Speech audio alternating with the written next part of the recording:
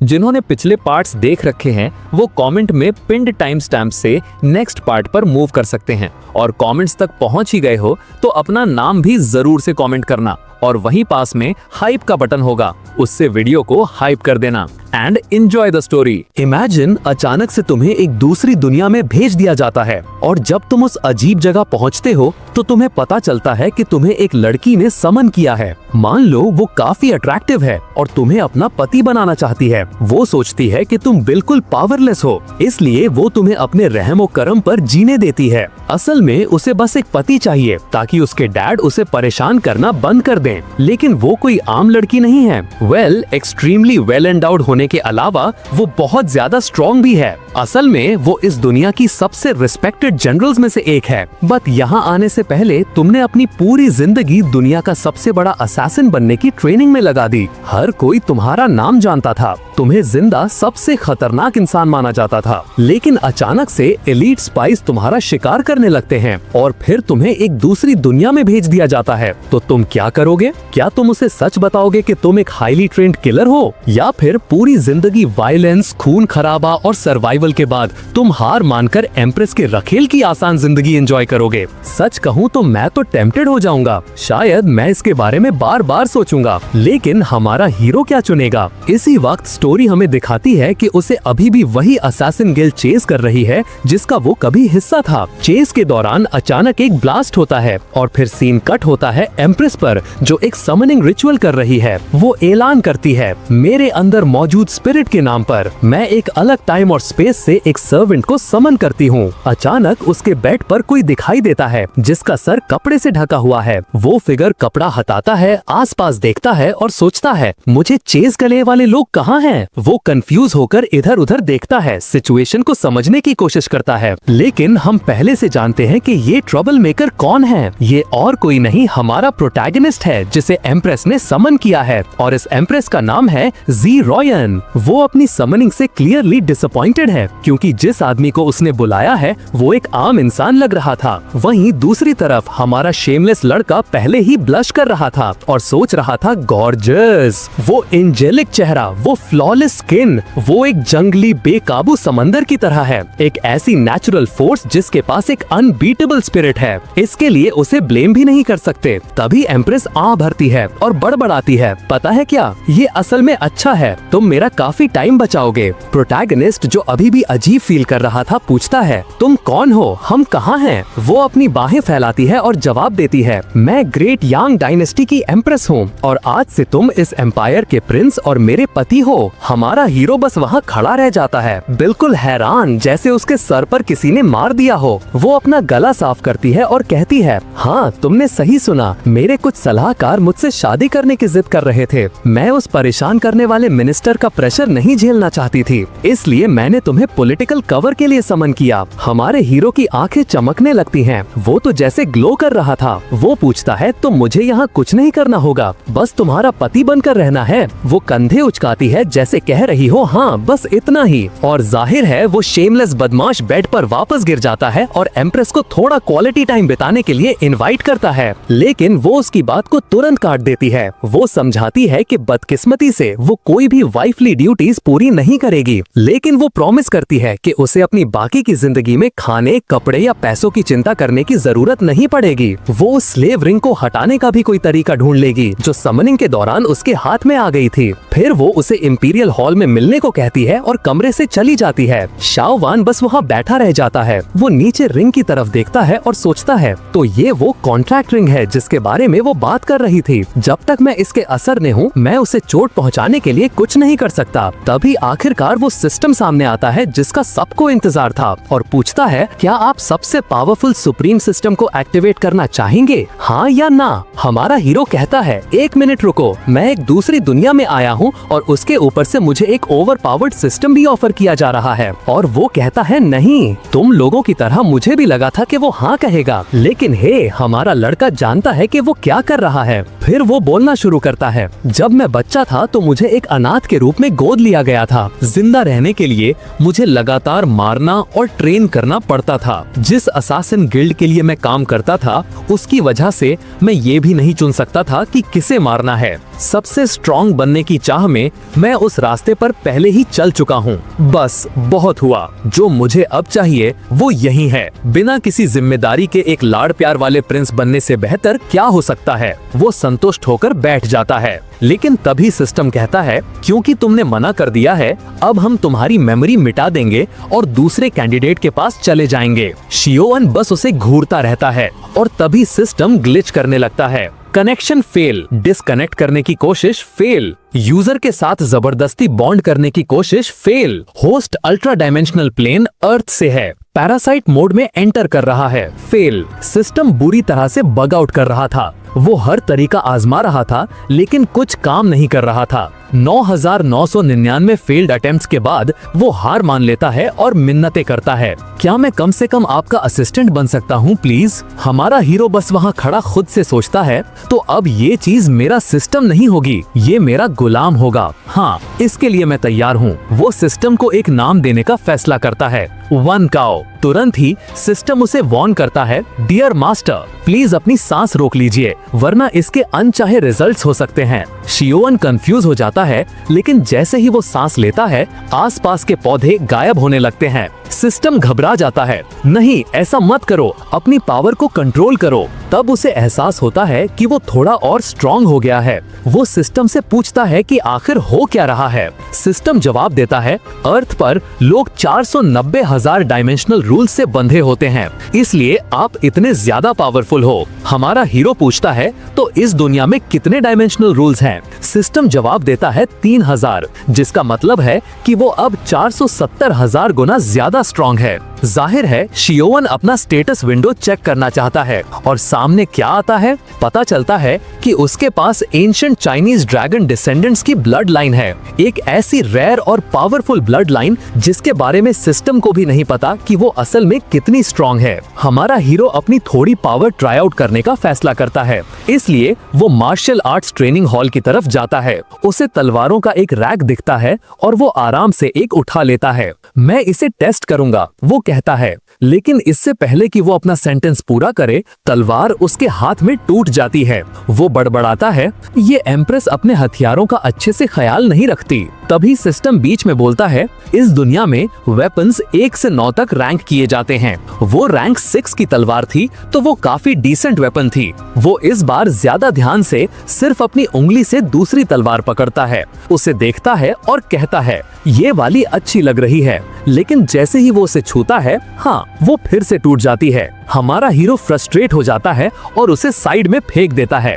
ठीक है, मैसेज मिल गया, कम से कम मैं काफी स्ट्रॉन्ग तो हूँ, फर्क नहीं पड़ता अगर हथियार बेकार हैं। वैसे भी इस बार मेरा किसी को मारने का प्लान नहीं है। वो हॉल से बाहर चला जाता है। सीन अगले दिन पर स्किप होता है। वो उठता है और देखता है कि उसके बगल में कोई लेटा हुआ है। उसे काफी अच्छी कंपनी मिली थी। चौंक कर वो पूछता है, रुको, क्या हमने? एम्प्रेस ब्लश कर रही थी उसे देखते हुए। अभी भी आधी नींद में वो उसका गाल पकड़ता है और बड़बड़ाता है, क्या हमने सच में वैसा कुछ किया? वो उसके सवाल को पूरी तरह इग्नोर कर देती है और पूछती है कि क्या वो अच्छे से सोया? वो जवाब देता है, मैं बहुत अच्छे से सोया, लेकिन क्या मैं गलत कमरे में हूँ या कुछ और? वो समझाती है कि उसे रात भर रुकना पड़ा ताकि लोगों को शक ना हो। एक शादीशुदा जोड़ा अपनी सुहाग रात पर अलग अलग कमरों में सोए, लोग बातें बनाएंगे। वो हमेशा की तरह एलिगेंट तरीके से उठती है और कहती है, अगर तुम्हें किसी चीज की जरूरत हो तो मैं किसी को भेज दूंगी। फिर वो मुड़ती है,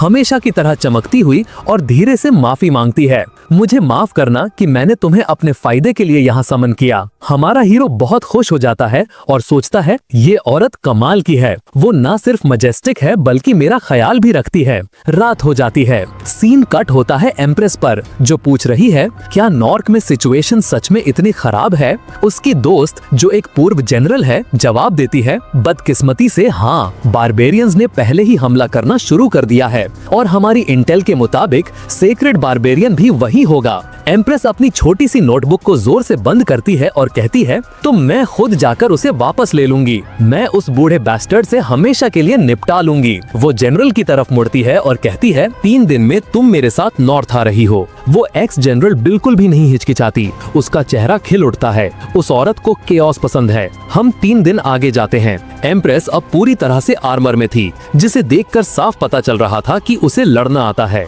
जाने से पहले वो पूछती है कि क्या सब कुछ तैयार है। वो औरत सर हिलाती है और कहती है, मैंने लिंगर को उस पर नजर रखने के लिए लगा दिया है, इसलिए चिंता की कोई बात नहीं है। लेकिन फिर वो मुड़ती है और पूछती है, तुम उस प्रिंस के लिए इतनी चिंतित क्यों हो? वो तो बिल्कुल बेकार लगता है। एम्प्रेस जवाब देती है, जब से वो आया है मैं किसी तरह से ज्यादा स्ट्रॉन्ग महसूस कर रही हूँ। शायद वो एम्पायर के लिए गुड लक है। और बस इसी तरह वो नॉर्थ को वापस हासिल करने के लिए निकल जाती है। जाते हुए देख रही थी जनरल की बेटी जाओ लिंगर। यूज ही हमारा हीरो पर नजर रखने के लिए छोड़ा गया था, और ये कहना कि वो इस काम से खुश नहीं थी बहुत कम होगा। वो बड़बड़ाती है, मुझे इस बेकार प्रिंस की देखभाल क्यों करनी पड़ रही है। फिर वो उसकी तरफ देखती है, हर मैजेस्टी कमाल की हैं, तो उन्होंने ऐसे अजीब इंसान से शादी क्यों की? लेकिन तभी अचानक से कोई शाओयन को उठा ले जाता है। वो नोटिस भी नहीं करती, और हमारा हीरो क्या करता है? वो आराम से अपना रोस्ट चिकन खाता रहता है। यूज कुछ अजीब दिखने वाले लोगों के सामने फेंक दिया जाता है।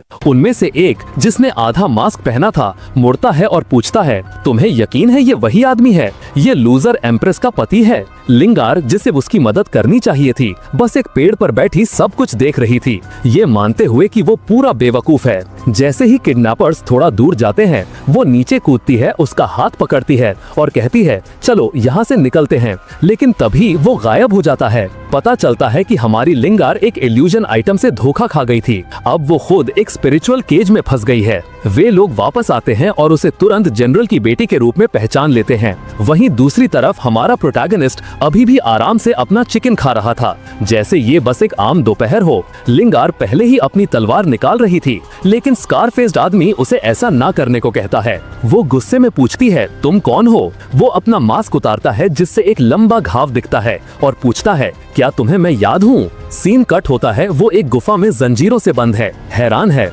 लैंग यिंग, वो स्कार वाला आदमी जिंदा है। हमारा हीरो खुशी से बोलता है, ओ तो तुम सब एक दूसरे को जानते हो, बढ़िया है, ऐसा है तो मैं निकलता हूँ। लेकिन लैंग उसके कंधे पर हाथ रखता है और कहता है, हमारा काम अभी खत्म नहीं हुआ है। शाओ एंड डिसअपॉइंट होकर आह भरता है, ठीक है फिर, लगता है मुझे इंतजार करना पड़ेगा। स्कारफेस मन ही मन सोचता है, कम से कम एम्प्रेस के पति में हिम्मत तो है। फिर वो शाओएन को एक शीशी देता है और कहता है, तुम्हें इसे एम्प्रेस के पानी में मिलाना है। शाओएन उसे लेता है और आराम से जवाब देता है, ठीक है, कोई दिक्कत नहीं। लैंग उसे शक की नजर से देखता है, ये सब कुछ ज्यादा ही आसानी से हो रहा है। वो वॉर्न करता है कि ये एक नॉन वर्बल प्रॉमिस आइटम है, अगर तुम इसे पीते हो और डील तोड़ते हो तो तुम मर जाओगे। इससे पहले कि वो अपनी बात पूरी करे, शाओएन उसे पूरा पी जाता है। फिर उसकी तरफ मुड़कर कहता है, ठीक है, अब मैं जा सकता हूँ, मुझे काम है। अगर मैंने ज्यादा देर की तो वो इंपीरियल गार्ड्स मुझे ढूंढने लगेंगे। लैंग खाली बोतल को देखता रह जाता है, बिल्कुल हैरान,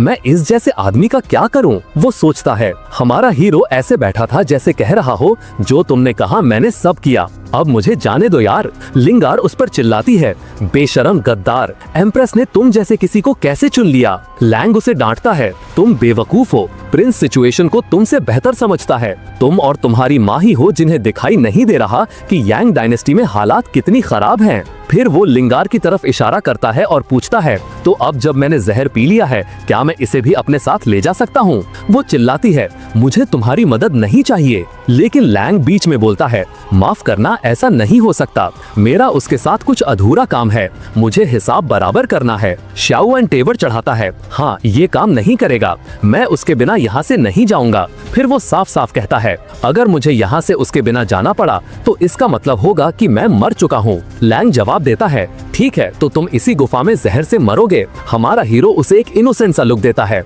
इतना छोटा दिल मत रखो यार, मैंने तो पूरा सहयोग किया है। अचानक उसके पीछे एक गुंडा गुस्से में आगे बढ़ता है और उसे पंच मारने जाता है। उस आदमी का मुक्का शाओएन के बालों के पास से गुजरता है और लिंगार डर जाती है, ये तो बस एक आम आदमी है। वो सोचती है वो इससे कैसे बचेगा, लेकिन जब वे दोबारा देखते हैं, वो अभी भी वही बैठा उबासी ले रहा था। दोनों हैरान होकर वही जम जाते हैं और सोचते हैं वो इतना शांत कैसे है। एक सीरियस एक्सप्रेशन के साथ शियाउन कहता है, तुम वो हाथ हटाने वाले हो या नहीं? उस आदमी ने अभी भी उसके बाल पकड़े हुए थे। शियाउन बस बड़बड़ाता है, मेरे बालों को हाथ मत लगाना। फिर वो आलस से एक साइड पंच मारता है और एक बहुत बड़ा ब्लास्ट होता है। लगता है वो आदमी तो हवा में ही उड़ गया। पूरी गुफा हिलने लगती है। हमारा हीरो अपना सर टेढ़ा करता है, सोचते हुए कि ये क्यों हुआ। फिर वो एक और पंच मारता है और फिर एक और। अब तक वो 3 लोगों को पहले ही उड़ा चुका था। मास्क पहना हुआ आदमी जमीन पर गिर जाता है। शियाउन उसके पास जाता है और वो आदमी अपनी जिंदगी की भीख मांगने लगता है, लेकिन बहुत देर हो चुकी थी। सिर्फ एक घूरने से शियाउन उसे गायब कर देता है। उसने सच में उस आदमी को सिर्फ देखकर ही मार डाला। फिर वो लिंगर की तरफ मुड़ता है। वो कांप रही थी। प्रिंस, प्लीज मुझे जिंदा छोड़ दो, मुझे नहीं पता था कि आप ऐसे हो। शियाउन बस जंजीरों को अपने हाथ में पकड़ता है और नेक्स्ट मोमेंट वो आजाद हो जाती है। वो बिल्कुल हैरान थी, आखिर उसने सेक्रेट चेन फॉर्मेशंस को टहनियों की तरह कैसे तोड़ दिया। वो उसकी तरफ देखता है और कहता है, पागल लड़की, तुम्हें क्यों लगा कि मैं तुम्हें चोट पहुंचाऊंगा? बस यहाँ बैठो और हिलना मत, मैं सबूत साफ करने जा रहा हूँ। और फिर वो हल्क की तरह आसमान में कूद जाता है। दूर कहीं 2 पहाड़ उठते हुए दिखते हैं। लिंगार्ड मुस्कुराते हुए और हैरानी में बड़बड़ाती है, ये क्या हो रहा है? क्या वह सपना देख रही हूँ? क्या वो एक पहाड़ है जो इधर उधर कूद रहा है? रुको, एक पहाड़ इस तरफ क्यों आ रहा है? और वो रहा हमारा चैड हीरो पूरा का पूरा पहाड़ उठाए हुए। वो उसे एक बूम की आवाज के साथ उसके पीछे गिरा देता है। शियाउन बेफिक्री से चलता है और कहता है, लो, अब कोई सबूत नहीं बचा। लिंगार्ड बस वहीं बिल्कुल हैरान खड़ी रह जाती है। तो ऐसे छिपाते हैं जुर्म को, हाँ? हमारा हीरो पहले ही आगे बढ़ चुका था और कहता है, हे छोटी लड़की, जब वो पूछे तो बस कहना कि तुमने मुझे बचाया, ठीक है? वो बिल्कुल कंफ्यूज होकर पलके झपकाती है। रुको, क्या? तुम्हारा क्या मतलब है? एक स्ट्रेट फेस के साथ वो उसकी तरफ देखता है और कहता है, क्या तुम्हारी माँ ने तुम्हें कभी नहीं बताया कि बड़ों की बात सुननी चाहिए? वो अभी भी शौक में थी, लेकिन सर हिलाती है। समझ गई, मैं किसी को नहीं बताऊंगी। हमेशा की तरह प्राउड फील करते हुए वो मुस्कुराता है और कहता है, ये हुई ना बात, गुड गर्ल, अब चलो। वो उसे बाजू से पकड़कर उठाता है और साइड में देखता है। उसकी दोस्त पास में ही ढूंढ रही थी। एक गार्ड उन्हें देख लेता है और कहता है, प्रिंस, जनरल शियाओ, आप दोनों यहाँ क्या कर रहे हैं? हमारा हीरो बस उबासी ले रहा था। लिंगर तुरंत बीच में बोलती है, मैंने चोर का काम तमाम कर दिया है, चिंता की कोई बात नहीं है। शियाउन कहता है, फॉल्स अलार्म था दोस्तों, चलो वापस चलते हैं और कुछ बीबीक्यू खाते हैं। जनरल लियू यान उसे वार्न करती है, प्रिंस, इन पहाड़ों में बैंडिट्स हैं, यहाँ रुकना सेफ नहीं है। वो कंधा उचकाता है और कहता है, अगर तुम्हारा मतलब उन डाकुओं से है तो वो सब मर चुके हैं। इस छोटी लड़की ने उनका काम तमाम कर दिया, सब कमजोर थे। एक सोल्जर अपनी दोस्त से फुसफुसाती है, ओ माय गॉड, ये प्रिंस कितना बड़ा बेवकूफ है, ये ग्रेट जनरल को छोटी लड़की बुला रहा है। लेकिन शियाउन और लिंगर पहले ही आगे बढ़ चुके थे। ब्लॉन्डी लिंगार्ड पीछे मुड़ती है और दूसरे गार्ड्स को आगे बढ़ने के लिए कहती है। वो सब हैरान खड़े थे, सोचते हुए कि जनरल उसकी बात क्यों सुन रही है। सीन कट होता है हमारे प्रोटैगनिस्ट पर, जो अपना छोटा सा पिग रोस्ट कर रहा था, एकदम खुश। लिंगर बहुत प्यार से वहाँ आती है, उसके लिए काटने वाला एक छोटा चाकू लेकर। वो उसके ठीक बगल में बैठ जाती है, बस एक और टेस्टी बाइट का इंतजार करते हुए। दूसरे सोल्जर्स आपस में फुसफुसाते हैं, अब सब खत्म, जनरल पागल हो गई हैं। वो लिंगर की तरफ मुड़ता है और पूछता है, हे, क्या तुम जानते हो कि वो लोग कौन थे जिन्होंने हमें पकड़ा था? वो जवाब देती है, उनका लीडर, वो जिसके चेहरे पर घाव था, लियांग शू था, उसे 1 साल पहले मौत की सजा होनी थी। वो शॉक होकर पूछता है, मौत की सजा? शियाउन पलके झपकाता है, किस लिए? लिंगर बताती है, ये मेरी कमिंग ऑफ एज सेरेमनी के दौरान हुआ था। वो आईब्रो उठाता है, कमिंग ऑफ एज? रुको, तुम कितनी साल की हो? वो थोड़ा ब्लश करती है, 16। शियाउन विश्वास नहीं कर पाता, 16 और मर्डर और सर काटने की बातें ऐसे कर रही हो? तुम्हारी माँ जरूर पागल होगी। वो घबराकर हंसती है और सर हिलाती है। फिर वो उसे वार्न करती है, अब जब तुम एम्प्रेस के साथ हो तो तुम्हारा भी हंट किया जाएगा। एक घुड़सवार गार्ड कहता है, प्रिंस, अगर आप पैलेस में रहेंगे तो ज्यादा सेफ रहेंगे, वहाँ आप ज्यादा प्रोटेक्टेड रहेंगे। वो तुरंत मान जाता है, तुम सही हो, मैं पैलेस में ही आराम करूंगा, शांति से खाऊंगा और पीऊंगा। गार्ड्स चुपचाप सोचते हैं, क्या ये सच में मरने से इतना डरता है? शियाउन पहले से ही आगे भाग रहा था, चिल्लाते हुए, चलो पैलेस देखते हैं। उसके पीछे पीछे गॉसिप शुरू हो जाती है। कुछ लड़कियां फुसफुसा रही थी कि लिंगर प्रिंस से कुछ ज्यादा ही चिपक रही है,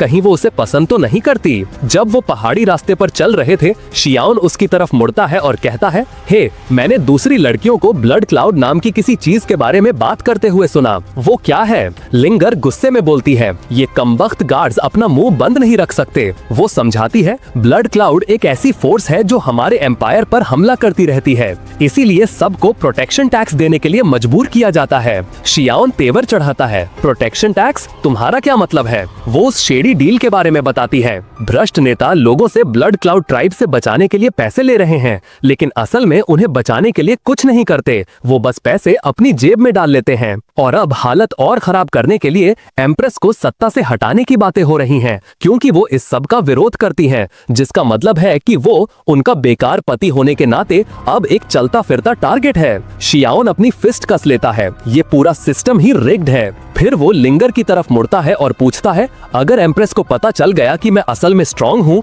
तो क्या वो मुझे काम पर लगा देगी? लिंगर बिना रुके जवाब देती है, बिल्कुल। शियाओन इस पर सोचता है, अगर ये लोग शहर पर हमला करते हैं और मेरे पीछे आते हैं तो आखिरकार मुझे दिखाना ही पड़ेगा कि मैं क्या कर सकता हूँ, और अगर मैं नहीं करता तो सब मारे जा सकते हैं। अगर मेरी वजह से जंग शुरू हो गई तो वो शायद मुझे डाइवोर्स दे देगी या निकाल देगी। वो गुस्से में आ जाता है, बिल्कुल नहीं, मैं इन ब्लड क्लाउड वालों से निपट लूंगा इससे पहले कि वो मेरी आराम वाली लाइफस्टाइल बर्बाद करें। लिंगर उसे घूरती है, रुको, तुम इस बारे में चिंता कर रहे हो? वो जंगल से चलते रहते हैं और लिंगर कहती है, उन्हें ढूंढना नामुमकिन है, उनका एक किला कहीं छुपा हुआ है। हमारा हीरो पूरे हल्क मोड में कहता है, रिलैक्स ब्लॉन्डी, फिर आराम से उसे अपनी बाहों में उठाता है और आसमान में छलांग लगा देता है। बेचारी लड़की बिल्कुल हैरान थी, रुको, उसने इसके लिए कोई स्पिरिचुअल एनर्जी इस्तेमाल नहीं की। इस बीच वो उसे अपनी बाहों में लेकर लाइट की स्पीड से उड़ रहा था। वो चिल्ला रही थी, बिल्कुल घबराई हुई।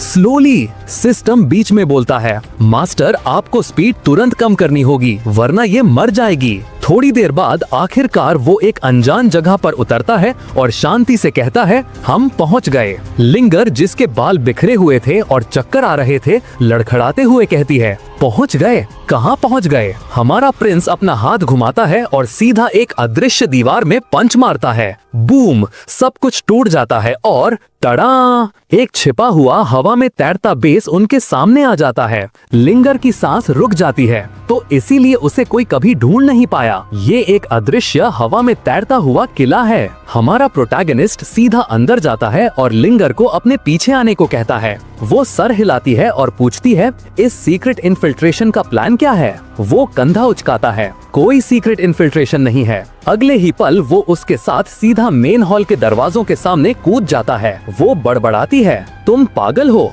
अंदर एक लंबी रोबदार औरत उन्हें नोटिस करती है, एक चेहरा जिसे मैं नहीं पहचानती। वो कहती है, शियाओन इंतजार नहीं करता। एक ब्लास्ट होता है क्योंकि वो लोगों को इधर उधर काटना शुरू कर देता है। अचानक उसके पीछे और दुश्मन आ जाते हैं और उनके बीच सस्ते गोकू ने चैट में एंटर किया है। लिंगर उसे तुरंत पहचान लेती है, वो ब्लड टावर के टॉप असैसिन्स में से एक है। वो आदमी शियाओन की तरफ देखता है और ताना मारता है, तो एम्प्रेस का पालती कुत्ता मुझसे मिलने आया है। वाह, ये इंसल्ट तो शियाओन ने भी एक्सपेक्ट नहीं किया था। ब्लड टावर के गुंडे जल्दी से आपस में प्लान फुसफुसाने लगते हैं। एम्प्रेस नॉर्थ में है, चलो उसे इसका सर भेजते हैं। लेकिन शियाओन, जो बेवकूफ नहीं था, तुरंत उनकी बात सुन लेता है। ये बहुत ज्यादा जानते हैं, शहर के अंदर जरूर कोई जासूस है। सस्ता गोकू कहता है, मैं इस कमजोर प्रिंस की पावर देखने के लिए मरा जा रहा था। लेकिन उसी पल उसे वो महसूस होता है, वो प्रेशर। शियाओन का ऑरा उनके ऊपर एक मैसिव दम घोटने वाला प्रेशर अप्लाई करता है। बस एक कोल्डी नजर और उनमें से आधे जमीन पर गिर जाते हैं कांपते हुए। सस्ता गोकू अपना सर पकड़ लेता है गिड़गिड़ाते हुए, प्रिंस रुको, ये सब एक गलतफहमी थी। गलतफहमी? शियाओन शांति से कहता है, मैं बस एक शांत आलसी जिंदगी जीना चाहता था, लेकिन तुमने मुझे मारने के लिए लोग भेजे। अब मेरे पास सब कुछ तबाह करने के अलावा कोई चारा नहीं है। वो अपना पुराना क्लासिक पंच चार्ज करता है और बूम, पूरा कमरा हवा में उड़ा देता है। वॉलमार्ट गोकू बिना किसी निशान के गायब। बचे हुए लोग घबराने लगते हैं। रुको, वो बेवकूफ कौन था जिसने कहा था कि ये प्रिंस कमजोर है? शियाओन लिंगर का हाथ पकड़ता है और मुस्कुराता है, तुम ठीक हो छोटी लड़की? वो हैरान खड़ी थी। इसे सच में नहीं पता कि ये कितना पावरफुल है ना? वो पूछती है, क्या तुम सच में पूरे ब्लड क्लैन को तबाह करने जा रहे हो? वो कहता है, बिल्कुल। अगला स्टॉप उनका मेन बेस। वो उनके वेयर हाउस में पंच मारकर घुस जाता है। हर तरफ सोने के सिक्के। बिना हिचकिचाए वो एक ग्रीडी आदमी की तरह उसमें कूद जाता है। इन्होंने मेरी नींद खराब की, वो बड़बड़ाता है। ये उसका मुआवजा है। लिंगर देखती है और जबकि वो समझ रही थी, वो फिर भी पूछती है, क्या ये थोड़ा ज्यादा नहीं है? वो जवाब देता है, ये उनके शहर को भ्रष्ट करने की कीमत है। तुम्हें इससे कोई प्रॉब्लम नहीं है ना? वो घबरा कर हंसती है, नहीं बिल्कुल नहीं। फिर वो सोने से एक पावरफुल टैलिस्मन उठाता है और उसकी तरफ फेंकता है। वो चौंक जाती है, रुको, तुम मुझ पर इतना हाई लेवल टैलिस्मन क्यों इस्तेमाल कर रहे हो? वो जवाब देता है, उनका बेस यहाँ से बहुत दूर है, मुझे फुल स्पीड जाना पड़ेगा, तो तुम्हें सफर में जिंदा रहने के लिए उसकी जरूरत पड़ेगी। सफर में जिंदा रहने का क्या मतलब है? इससे पहले कि वो सेंटेंस पूरा कर पाती, वो उसे फिर से उठा लेता है और वो निकल पड़ते हैं। टैलिस्मन के साथ भी उसकी हालत खराब हो रही थी। स्पीड बहुत ज्यादा थी। कुछ सेकंड्स बाद वो दुश्मन के बेस पर क्रैश लैंड करते हैं। लिंगर की हालत बिल्कुल डिजी थी। शियाओन हवा स्मेल करता है और तुरंत खून महसूस करता है। 10 आदमी उन्हें एक पल में घेर लेते हैं। एक आदमी आगे बढ़ता है, वो ताना मारता है, हमारे पवित्र बेस में कदम रखने की हिम्मत किसने की? लिंगर फ्रीज हो जाती है। उनका ऑरा बहुत डरावना है। फिर एक बूढ़ा आदमी सामने आता है। ये है ब्लड ट्राइब का लॉर्ड। लिंगर फुसफुसाती है, ये वही है जो इस सब के पीछे है। शियाओन आईब्रो उठाता है और पूछता है, तुम्हारी यांग डायनेस्टी से कोई दुश्मनी है क्या? वो आदमी हंसता है और बोलता है, हाँ है, पर तुम तो बस एक बेकार प्रिंस हो। वो कहता है, मुझे फर्क नहीं पड़ता। वैसे भी मैं मानता हूँ कि हमारे डिफेंस एरे को तोड़ने का मतलब है कि तुम्हारे पास कुछ पावरफुल है, शायद कोई रेयर आर्टिफैक्ट। फिर बिना रुके वो चिल्लाता है, मार डालो इसे। तभी एक आदमी अपना हाथ उठाता है और कहता है, मैं इससे खुद निपट लूंगा। लिंगर हमारे प्रोटैगनिस्ट की तरफ चिंता से मुड़ती है, संभल के, वो स्कल स्प्लिटर हुआन गैंग है। शियाओन देखता है और बोलता है, ये नाम तो फेक लगता है। वो पहले ही सोच रहा था कि उसे सबको खत्म करना होगा। अगर कोई बच निकला तो खबर फैल जाएगी कि वो बहुत पावरफुल है। आदमी आगे बढ़ता है, वो हमारे हीरो के आमने सामने आता है और बोलता है, मैंने एक्सपेक्ट नहीं किया था कि प्रिंस में कोई ताकत होगी। वो कहता है, लेकिन कोई फर्क नहीं पड़ता। फिर वो ब्लड ट्राइब लीडर की तरफ मुड़ता है और पूछता है, अगर मैं अपनी पूरी ताकत से लड़ा तो क्या तुम बाद में हीलर को बुलाओ है? बूढ़ा आदमी जवाब देता है, ज्यादा मत सोचो, बस उसे मारना मत। आदमी शियाओन को घूरता है, छोटा सुंदर चेहरा, पतला शरीर, लंबी टांगे। तो एम्प्रेस को इस तरह के लड़के पसंद हैं। उसका एक गुंडा वॉर्न करता है, संभल के यार, उसे एक पंच में मत मार देना। दूसरा हंसता है, वो शायद पहले ही डर से पैंट गीली कर चुका होगा। शियाओन शांति से अपने माथे की तरफ इशारा करता है और कहता है, मुझे ठीक यहाँ मारो। सब जम जाते हैं। वो आगे टीज करते हुए कहता है, क्यों डर गए क्या? इससे आदमी गुस्से में आ जाता है। वो शियाओं के चेहरे पर सीधा एक पंच मारता है। सबकी आंखें फैल जाती हैं, लेकिन जाहिर है हमारा हीरो डिसअपॉइंट नहीं करता। वो पंच को एक उंगली से रोक लेता है। शियाओन मुस्कुराता है, क्या हुआ भाई, आज खाना नहीं खाया क्या? चलो थोड़ी ताकत लगाओ। आदमी एक और पंच मारता है, फिर से एक उंगली से रोक लिया। शियाओ बस अपनी उंगली उसकी तरफ हिलाता है। नोप, अभी भी काफी नहीं है। आदमी मुक्के बरसाता रहता है, उसके हाथों से खून बहने लगता है। फिर शियाओन अपने ऑरा मैनिफेस्ट करता है। नेक्स्ट मोमेंट आदमी का शरीर दीवार से जा टकराता है। उसका हाथ बिल्कुल कुचल गया था। शियाओन कमेंट करता है, दोस्तों मैं तुम्हारी टेक्निक की दाद देता हूँ, तुमने पंच मार मार कर खुद को ही लगभग मार डाला। बैकग्राउंड में कोई रो रहा था। डैम इट, इंटेलिजेंस डिवीजन, किसने कहा था ये आदमी कमजोर है? हमारे प्रिंस को भी उसके लिए बुरा लगता है। बेचारा सच में रो रहा था कि वो कितनी बुरी तरह से पीटा गया। लेकिन शियाओन अचानक नोटिस करता है दूसरे टावर्स के लोग भी यहाँ हैं और वो किसी को बचने नहीं देगा। वो सब पर पंच बरसाता है।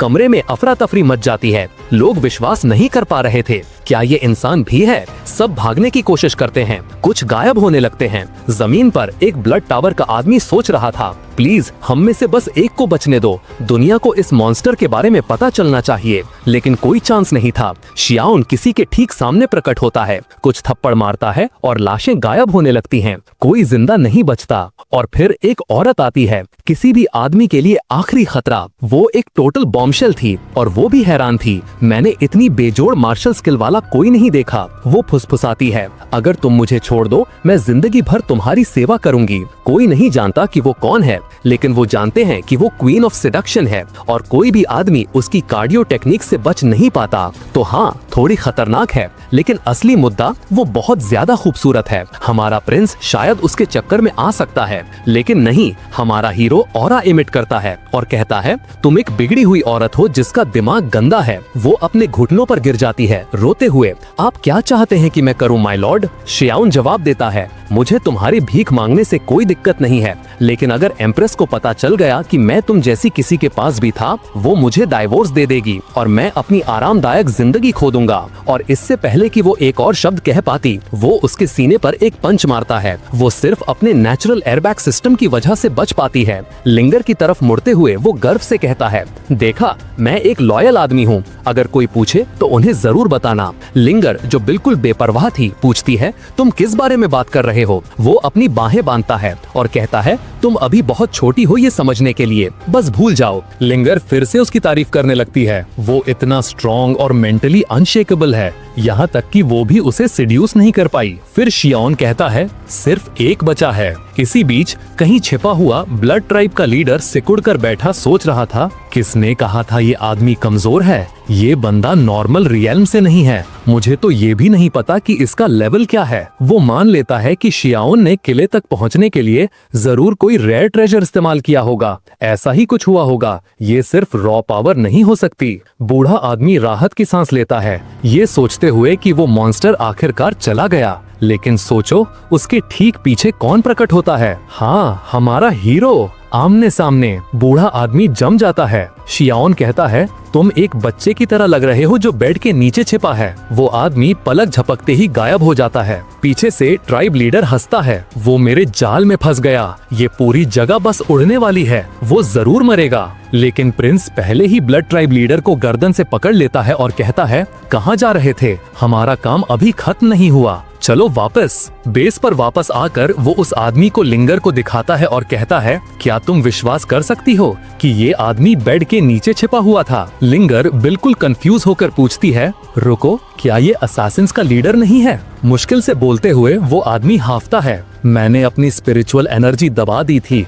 सांस धीमी कर ली थी, यहाँ तक कि अपनी दिल की धड़कन भी कंट्रोल कर ली थी। तुमने मुझे कैसे ढूंढ लिया? शियाओन कंधे उचकाता है, आसान था, मैं बस तुम्हारी रगों में बहते खून को सुन रहा था। दोनों जम जाते हैं। तुम वो सुन सकते हो? उसकी आवाज आती है? हो ही नहीं सकता। शियाओन कहता है, बस बहुत हुआ, मैंने तुम्हारे सवाल का जवाब दे दिया, अब तुम्हारी बारी। तुम एम्प्रेस की डायनेस्टी को टारगेट क्यों कर रहे हो? लीडर के पसीने छूट जाते हैं। अगर तुम मुझे छोड़ने का वादा करो तो मैं बताऊंगा। आधे सेकंड बाद वो आदमी पहले ही जीती जागती दुनिया से डिस्कनेक्ट हो चुका था। लिंगर बस घूरती रह जाती है। डैम, इसने बिल्कुल भी नहीं हिचकिचाया। बेचारा आदमी, क्या मैं अब घर जा सकती हूँ? अगले सीन में असैसिन का बेस अब एक झील के नीचे था। शियाओन ने ये कैसे किया किसे पता, लेकिन चलो इस पर सवाल नहीं उठाते। ये बंदा तो बेसिकली एनिमे का चक नॉरिस है। वो लिंगार्ड की तरफ मुड़ता है, चलो डिनर का टाइम हो गया है। वो मुस्कुरा रही थी, बिल्कुल क्यूरियस होकर, ये इतना स्ट्रॉन्ग कैसे है? लेकिन शियाओन उसकी बात काट देता है,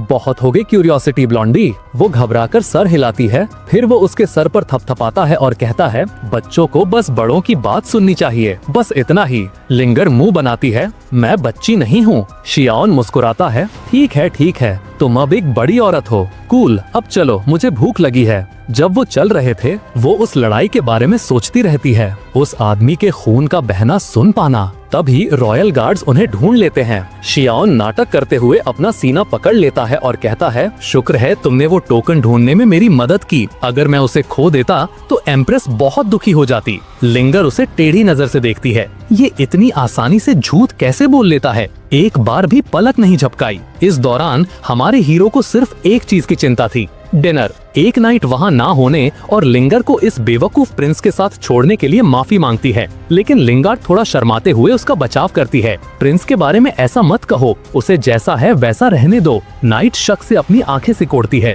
लिंगार्ड इस आदमी को इतना डिफेंड क्यों कर रही है? वो वॉर्न करती है, संभल के रहना, ये ब्लड ट्राइब के बदमाश लापरवाह हैं। मुझे फर्क नहीं पड़ता अगर प्रिंस को कुछ हो जाए, लेकिन मैं नहीं चाहती कि तुम्हारा अंजाम मेरे पति जैसा हो। लिंगर धीरे से जवाब देती है, तुम्हारा पति एक हीरो था। अगर उसने अकेले ब्लड ट्राइब का सामना ना किया होता तो वो शायद बच जाता। नाइट की आंखों में आंसू आ जाते हैं। कोई बात नहीं, ब्लड ट्राइब जल्द ही गायब हो जाएगी। शियान साइड में खड़ा सोच रहा था, हाँ मैंने आज कुछ अच्छा किया है ना। उम्मीद है उस आदमी की आत्मा को शांति मिले। गार्ड सब उसे अजीब नजरों से देख रहे थे। इस प्रिंस को क्या हुआ है? पागल है क्या? अगली सुबह लिंगर घर से जल्दी में निकल रही थी। उसके डैड पुकारते हैं, इतनी जल्दी क्यों है? मैं पैलेस जा रही हूँ अपनी ड्यूटी पूरी करने, वो चिल्लाकर जवाब देती है। उसके डैड उसके कपड़ों को नोटिस करते हैं। ये तुमने क्या पहना है? ब्लश करते हुए वो समझाती है, मैं प्रिंस का ख्याल रखने पैलेस जा रही हूँ, एम्प्रेस ने मुझे कहा था। उसके डैड गुस्से में आ जाते हैं, पैलेस में गार्ड्स हैं, तुम्हें उस आलसी आदमी की देखभाल करने की जरूरत नहीं है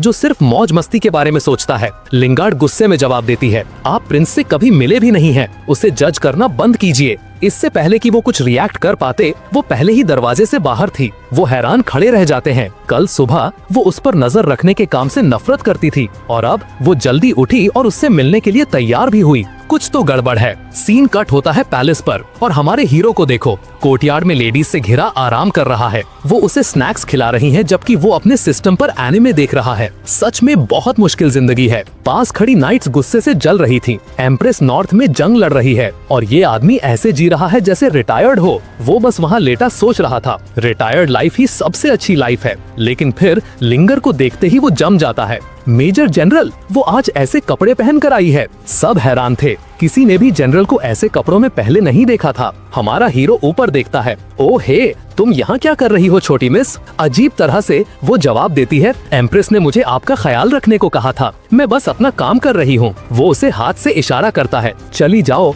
तुम मेरा वाइब खराब कर रही हो, मुझे प्रोटेक्शन नहीं चाहिए। वो घबराया हुआ था कि कहीं वो गलती से ये ना बता दे कि वो असल में पावरफुल है और अगर ऐसा हुआ तो उसे काम करना पड़ेगा। नाइट्स वहाँ खड़ी सोच रही थी, ये प्रिंस अब मेजर के साथ भी फ्लर्ट कर रहा है, ये पागल हो गया है। लेकिन वो आगे बढ़ती है और कहती है, मैं नहीं जा रही, मैं यहीं आपके साथ रहूंगी। ये एम्प्रेस का सीधा ऑर्डर है, मैं इसे नहीं तोड़ूंगी। उसके पीछे एक गार्ड घबरा रही थी, ओ नहीं, किसी ने इसका दिमाग खराब कर दिया है, मुझे इसके बारे में जनरल को रिपोर्ट करना होगा। मेरा मतलब है, ये प्रिंस थोड़ा क्यूट तो है, पर यहाँ हो क्या रहा है? पहले उसने एम्प्रेस को जीता और अब मेजर को भी। इसी बीच हमारा हीरो बिल्कुल बेपरवाह आराम कर रहा था। थोड़ी देर बाद एक नाइट दौड़ती हुई आती है। हमने अभी आसमान से एक आइलैंड गिरते हुए देखा। स्केप्टिकल योद्धा, जिसे हमारे प्रोटैगनिस्ट पर विश्वास नहीं था, सोचने लगती है, क्या वो ब्लड ट्राइब का बेस हो सकता है? क्या इसीलिए उसे कोई कभी ढूंढ नहीं पाया? लिंगर पास आकर पूछती है, क्या हो रहा है? वो औरत जवाब देती है, मेजर जनरल, लगता है ब्लड ट्राइब का एक बेस तबाह हो गया है।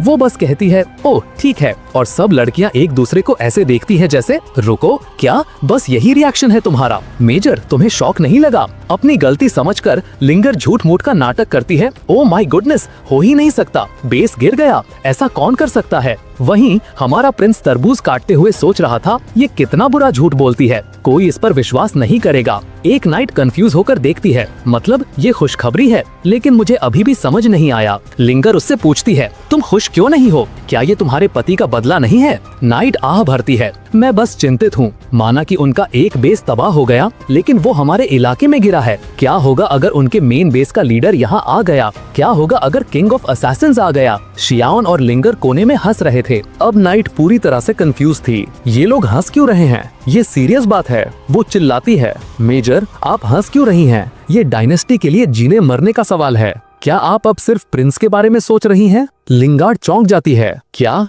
तुम क्या कह रही हो? वो समझाने ही वाली थी कि श्यान अचानक उसके सर के पीछे हल्के से मारता है। मैंने वहाँ से सब कुछ सुना। तुम तब मुस्कुरा रही थी जब हम एक नेशनल क्राइसिस का सामना कर रहे हैं। तुम्हें इसे सीरियसली लेना शुरू करना होगा। शर्मिंदा होकर लिंगार्ड बड़बड़ाती है कि वो लगभग उसका राज खोल ही देती। नाइट जमी हुई खड़ी थी, हैरान कि उसने अभी लिंगार्ड को प्रिंस से पिटते हुए देखा। श्यान उसके कंधे पर हाथ रखता है और कहता है, कमांडर लियू, यान डायनेस्टी समृद्ध है, चाहे हालात कितने भी मुश्किल क्यों ना हो, हम इससे पार कर लेंगे, इसलिए ज्यादा चिंता मत करो। नाइट बोलने के लिए मुंह खोलती है, लेकिन वो उसे रोक देता है। मुझे अभी भी इसे कुछ चीजें सिखानी है, इसलिए तुम अपनी ड्यूटीज पर वापस जाओ। वो उसे एक लुक देता है। तुमने सुना मैंने क्या कहा? काम पर वापस जाओ। फिर लिंगार्ड के साथ चला जाता है। नाइट्स विश्वास नहीं कर पा रही थीं। मेजर को क्या हो रहा है? वो उसके ऑर्डर्स मान रही है। वो उसे सिर्फ 2 दिन से जानती है। उनमें से एक बड़बड़ाती है, ये मेरी सोच से भी ज्यादा बुरा है। हमें इसकी रिपोर्ट जल्द से जल्द ग्रैंड जनरल को देनी होगी। सीन कट होता है श्यान और लिंगर पर, जो एक ब्रिज पर थे। अब लेक्चर शुरू होता है। वो उसे कहता है कि वो समझती नहीं है, वो बस आराम करना चाहता है, इसलिए उसे ज्यादा स्मार्ट बनने, अपना मुंह बंद रखने और बेवकूफी भरी बातें कहना बंद करने की जरूरत है। लिंगार्ड पूरी तरह शर्मिंदा होकर कहती है, सॉरी, मैं दोबारा ऐसा नहीं करूंगी। वो जवाब देता है, सॉरी से कुछ ठीक नहीं होता, बेवकूफों की तरह बिहेव करना बंद करो। वो एक छोटी सी आह भरती है, फिर अपने घुटनों पर बैठ जाती है। प्लीज मुझे अपना शिष्य बना लीजिए, मैं एक दिन आपके जैसी स्ट्रॉन्ग बनना चाहती हूँ। लेकिन शाउन उसकी तरफ पीठ कर लेता है, पहले ही हाथ उठाकर जैसे अलविदा कह रहा हो। मुझे खुद नहीं पता कि मैं इतना स्ट्रॉन्ग कैसे बना। वो हाँफ जाती है। आपका क्या मतलब है? आप क्रेजी पावरफुल हैं। आपको ट्रेनिंग करना कैसे नहीं पता हो सकता? वो उसके सामने कूदती है। मैं एक अडल्ट हूँ, प्लीज मुझे सिखाओ, मैं बच्ची नहीं हूँ। लेकिन वो शांति से कहता है, मैं झूठ नहीं बोल रहा,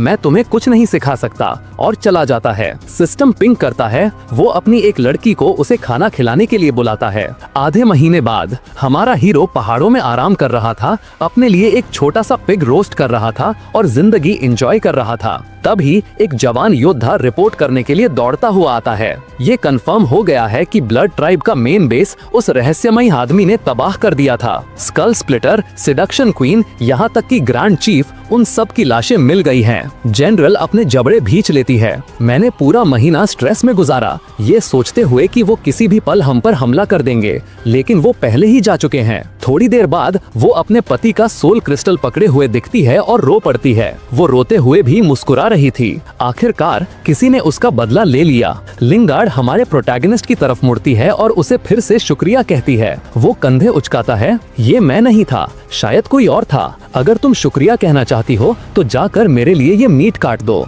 मुंह बनाकर वो छोटा चाकू पकड़ती है और एक अच्छे असिस्टेंट की तरह उसे काटने लगती है। लेकिन हमारा हीरो बस दूर खड़ी जनरल पर एक नजर डालता है, उसे रोते हुए देखता है। Scene cut. कहीं बीच में एक पोर्टल खुलता है। 2 अजीब से आदमी बाहर निकलते हैं। बॉस, क्या ये यान डायनेस्टी है? उनमें से एक पूछता है। हाँ। बॉस सर हिलाता है, कहते हैं यहाँ किसी ने ब्लड ट्राइब का मेन बेस तबाह कर दिया है। हम ये पता करने आए हैं कि कौन है। जहाँ तक हम जानते हैं इस धरती पर कोई भी इतना स्ट्रॉन्ग नहीं होना चाहिए, इसलिए हम कुछ छानबीन करेंगे। सीन शिफ्ट होता है नॉर्दर्न बॉर्डर पर। जनरल और एम्प्रेस वहाँ खड़े थे और कह सकते हैं कि वो जंग के लिए पूरी तरह तैयार थे। उसी पल एक संदेशवाहक इंपीरियल सिटी से एक चिट्ठी लेकर आता है। क्योंकि ये कुरियर से आई थी, खबर लेट थी। अब जाकर उन्हें पता चल रहा था कि ब्लड ट्राइब का पहला बेस गिर गया है। लेकिन एम्प्रेस चिट्ठी में एक साइड नोट देखती है। जाहिर है लिंगार्ड हर दिन एक्स्ट्रा ध्यान से कपड़े पहन रही है और शाउन का साथ छोड़ने से मना कर रही है। एम्प्रेस रुक जाती है। मुझे नहीं लगा था कि उसमें इस तरह का चार्म है। उसके दिमाग में उसका एक छोटा वर्जन आता है जो सोचता है, वेल, वो थोड़ा क्यूट तो है। नहीं, फर्क नहीं पड़ता वो कितना क्यूट है, वो ऐसा नहीं कर सकता। इस बीच ग्रैंड जनरल गुस्से में थी। वो लिंगार्ड की माँ थी और कहती है, मैं इसे ऐसे ही नहीं जाने दूंगी। मेरी बेटी एम्प्रेस के प्रिंस के साथ फ्लर्ट कर रही है। लेकिन तभी उफक पर कई बारबेरियंस दिखाई देते हैं, जिनका नेतृत्व एक अजीब सा बूढ़ा समनर कर रहा था। जनरल दांत पीसती है, मैं इनसे निपटूंगी। एम्प्रेस, तुम उस बूढ़े आदमी को संभालो। और जंग शुरू हो जाती है। मैजिक उड़ रहा था, हथियार टकरा रहे थे, हर तरफ केओस था। एम्प्रेस समनर की तरफ कूदती है। तो तुमने मौत चुनी है, वो कोल्डली कहती है। बूढ़ा आदमी जवाब देता है, दुख की बात है। मैं तो बस बारबेरियंस के लिए और समृद्धि लाने आया हूँ। वो सर हिलाती है। बड़े अफसोस की बात है, तुम उनका अंत लाओगे। वो उस पर वार करती है। तुम्हें कभी अपना शहर नहीं छोड़ना चाहिए था। ग्रेट ब्लेसिंग के बिना तुम मेरा मुकाबला नहीं कर सकते। बूढ़ा आदमी पीछे हटता है। ये समझने लगता है कि वो सच में उतनी ही स्ट्रांग है जितना कहते हैं, लेकिन फिर वो एक खोपड़ी पर अजीब सा स्पेल करना शुरू कर देता है। उसके अंदर किसी तरह की पावर सील करते हुए एम्प्रेस अपनी आंखें सिकोड़ती है। वो पावर, अगर वो सील हो गई तो तुम उसे इस्तेमाल नहीं कर सकते, तो इसका क्या मतलब है? वो मुस्कुराता है। मुझे पहले ही palace of the black soul ने पैसे दे दिए हैं। जब तक मैं तुम्हें यहाँ रोकता हूँ, स्वैम्प एल्डर तुम्हारी डायनेस्टी में पहुँच चुका होगा। बड़े अफसोस की बात है, सुबह तक पूरी यान कैपिटल राख हो जाएगी। नीचे जनरल बारबेरियंस की लहरों से घिरी हुई थी। एम्प्रेस चिल्लाती है, यहाँ ऊपर मत आना, बस दीवार को संभालो। वो ड्रैगन बॉल स्टाइल में पावर अप करने लगती है। सील से आजाद होने की कोशिश करती है। समनर हंसता है। सच में अपने टाइटल के लायक हो एम्प्रेस। अब भी तुम डर के आगे नहीं झुकती, लेकिन इससे कोई फर्क नहीं पड़ेगा। तुम्हारा शहर बर्बाद हो चुका है। सीन वापस हमारे हीरो पर शिफ्ट होता है, जो खुशी से जंगल में घूम रहा था, पेट भरा हुआ, लेकिन जाहिर है वो पहले से ही और खाने के बारे में सोच रहा था। लड़कियां उसे हैरानी से देखती हैं और पूछती हैं कि क्या तुमने अभी खाया नहीं? वो कहता है, मैं जल्दी डाइजेस्ट करता हूँ, हमेशा अगले मील के लिए तैयार। वो उफक की तरफ देखता है, अगले स्नैक स्टॉप की तलाश में। हे, वो लिंगर से पूछता है, तुम्हारी जनरल दोस्त लियू यान कहाँ है? वो जो हमेशा आसपास रहती है। वो आपके लिए थोड़ी वाइन लेने गई है, योर हाइनेस। वो आईब्रो उठाता है। वो उस शहर में गई है जिसे उसके पति ने बचाया था। लिंगर सर हिलाती है। उसने ये फैसला खुद लिया। उम्मीद है आप गुस्सा नहीं होंगे। शियाओ हाथ हिलाकर मना कर देता है, मैं इतना जालिम नहीं हूँ। फिर वो कहता है, अगर शहर में अच्छी वाइन है तो वहाँ अच्छा खाना भी होगा, चलो वहीं चलते हैं। लेकिन फिर वो कहता है, तुम लड़कियां यहीं रुको। अगर वो वाइन लेकर वापस आई और यहाँ किसी को नहीं पाया तो वो घबरा जाएगी। नाइट्स तुरंत विरोध करती हैं, बिल्कुल नहीं, हमारा मिशन आपको प्रोटेक्ट करना है। प्रिंस उन्हें हाथ से इशारा करके मना करता है, जरूरत नहीं, मुझे प्रोटेक्ट करने के लिए ये छोटी लड़की है ना। वो सब की तरफ पीठ करता है। सीन शिफ्ट होता है। शहर में एक बेचारी पर हमला हो रहा था। वो 2 नकाबपोश हमलावरों के खिलाफ डटी हुई थी। तुम यान डायनेस्टी पर हमला करने आए हो। वो तुरंत समझ जाती है, hall of the black soul barbarian kingdom के साथ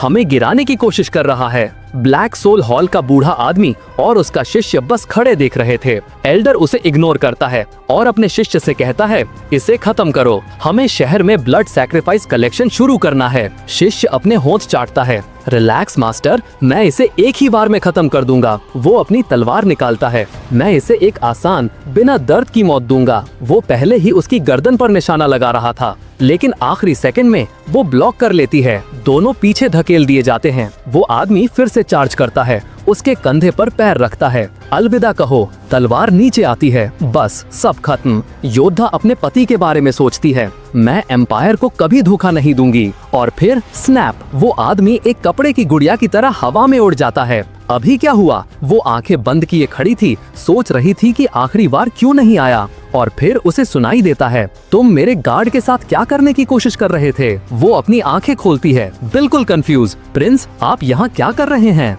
उसे इग्नोर करते हुए शियान लिंगर की तरफ मुड़ता है, इस अजीब आदमी को संभालो। बिना हिचकिचाए वो एक वर्टिकल स्लैश के साथ आगे बढ़ती है। योद्धा एक सेकंड के लिए बस घूरती रहती है। मुझे लगा प्रिंस ने मुझे बचाया है, लेकिन जाहिर है ये जनरल थी। शियान मुस्कुराता है, तुम कुछ वाइन लेने नहीं जा रही थी? यहाँ बाहर मरने क्यों आई हो औरत? वो उसकी ठुड्डी को हल्के से पकड़ता है और सिस्टम से कुछ गोलियां निकालता है। पिछले ऑर्गेनाइजेशन को खत्म करने का इनाम, ये खाओ। वो हैरान थी, शायद ये प्रिंस इतना बुरा भी नहीं है। दोस्तों, ये 5वीं थी। एक और दिल हमारे हीरो के लिए हार चुका है। वो उसे बताती है, ये आदमी डार्क सोल से है, वो पॉइजन एल्डर है, तुम्हें यहाँ से निकलना होगा, वो तुम्हें मार डालेगा। शियान सिस्टम से पूछता है, क्या ये आदमी स्ट्रॉन्ग है? सिस्टम जवाब देता है, बहुत ज्यादा, उसने अनगिनत जहरों में महारत हासिल की है। शियान तेवर चढ़ाता है, लेकिन मुझे तो सब एक जैसी स्ट्रेंथ के लगते हैं। सिस्टम जवाब देता है, ऐसा इसलिए है क्योंकि आपके लिए हर कोई कमजोर है। अब कोई साफ अंतर नहीं दिखता। और अब सिस्टम असली खबर देता है, वो आदमी अवेकनिंग के 8वें लेवल पर है, लिंगर सिर्फ लेवल 3 पर है। इसका मतलब है कि वो हार जाएगी। लेकिन ठीक उसके पीछे जनरल खड़ी थी। अगर शियाओन अब कुछ भी सीरियस करता है तो वो देख लेगी कि वो असल में कितना स्ट्रॉन्ग है, और इसका मतलब है कि वो एम्प्रेस को बता देगी और फिर उसे काम करना पड़ेगा। ये बेचारा आलसी जीनियस बस बेरोजगार रहने के लिए दिमागी कसरत कर रहा था। जनरल आगे बढ़ती है। प्रिंस, चिंता मत कीजिए, मैं आपको मरने नहीं दूंगी। वो मन ही मन सोचती है, बेचारा, मेरा मन कर रहा है कि इसे इतना जोर से मारूं कि ये इस दुनिया से गायब हो जाए। वो जोर से कहता है, तुमने अभी गोली खाई, क्या तुम सच में इतनी जल्दी मरना चाहती हो? वो नीचे देखती है, उसके हाथ पूरी तरह से ठीक हो चुके थे, उसके सारे घाव गायब हो चुके थे। वो सोचती है, उसने मुझे इतनी महंगी दवा दी। वो एक गिरी हुई तलवार उठाती है, मैं मदद करूंगी। अगर हम सिर्फ टाइम भी खरीद सकें तो शायद एम्प्रेस यहाँ पहुंचकर हम सबका बदला ले लेंगी। लेकिन तभी लिंगर का ऑरा बढ़ जाता है। वो स्वॉर्ड इंटेंट एक्टिव कर लेती है। शियाओन जनरल की तरफ मुड़ता है, ये अच्छा है। वो हैरान होकर सर हिलाती है। स्वॉर्ड इंटेंट के साथ वो हार नहीं सकती। शिष्य गुस्से में था, इसने स्वॉर्ड इंटेंट इतनी जल्दी कैसे जागृत कर लिया? वो उस पर हमला करता है, पागलों की तरह तलवार चलाता है, लेकिन वो आसानी से बच जाती है और बोलती है, तुम्हारी तलवार टेक्निक बेकार है, ये मेरा चांस है। स्लैश, सीधा सीने के आर पार। वो आदमी जमीन पर गिर जाता है। लिंगर गुर्राती है, तुम जैसे कचरे की हिम्मत कैसे हुई अटैक करने की? इसकी कीमत अपनी जान से चुकाओ। वो अपनी तलवार उठाती है, लेकिन अचानक एक पर्पल मैजिक सर्कल चमकता है, हमले को रोकता हुआ। एक काला धुआं फैलता है, जहरीली गैस। उसमें से 2 विशाल सांप निकलते हैं। लिंगर लड़खड़ा कर पीछे हटती है, अपनी तलवार गिरा देती है। उसे पहले ही जहर चढ़ रहा था। अच्छी बात है कि वो समय रहते बचने में कामयाब रही। बूढ़ा आदमी हंसता है, तुम काफी हिम्मत वाली हो, भागने का मौका लेने के बजाय अपनी तलवार गिरा दी। दुख की बात है कि तुम इस बेकार प्रिंस को बचाने में फंस गई हो। ये आदमी जिंदगी में सिर्फ अपने सुंदर चेहरे की वजह से आगे बढ़ा। लिंगर मन ही मन मुस्कुरा रही थी।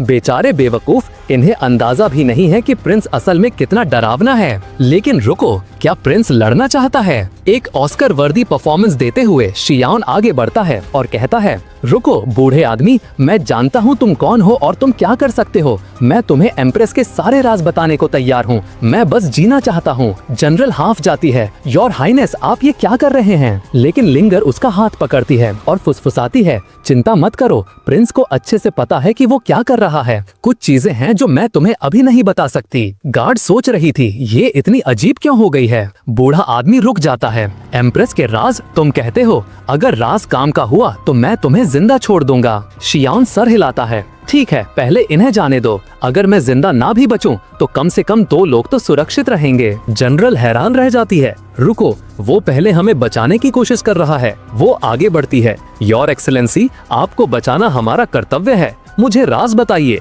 मैं रुकूंगी और आप चले जाइए। शियाओन नाटक जारी रखता है, मैं मरने से डरता हूँ और इसीलिए मैं गद्दारी कर रहा हूँ। तुम नहीं करोगी, तुम अपना मुंह बंद रखोगी। जबकि अपने दिमाग में वो सोच रहा होता है, चलो भी औरत, बस स्क्रिप्ट फॉलो करो और चली जाओ। लेकिन बूढ़ा आदमी मना कर देता है, ये तभी काम करेगा जब तुम मुझे राज अभी बताओगे। अगर मुझे पसंद आया तो सब जिंदा रहेंगे। लिंगर का चेहरा उतर जाता है। जनरल गुस्से में आ रही थी। इस दौरान शियाओन एक जोकर की तरह मुस्कुरा रहा था। अचानक वो अपने ऑरा का एक ग्लैंस एमिट करता है। बूढ़ा आदमी हैरान रह जाता है। जमीन फट जाती है, पहाड़ 2 टुकड़ों में बढ़ जाते हैं। बूढ़ा आदमी डर से पीठ के बल गिर जाता है। शियाओन ऑरा बंद करता है और धीरे धीरे आगे बढ़ता है। तुम्हें समझ नहीं आ रहा है ना? मैं अपनी ताकत नहीं दिखाना चाहता। इससे कोई दिक्कत है? बूढ़ा आदमी बस घूरता रहता है। अचानक से शियाओन उसके चेहरे पर एक थप्पड़ मारता है। जवाब दो। दूसरा कांपने लगता है। माफ कीजिए लॉर्ड,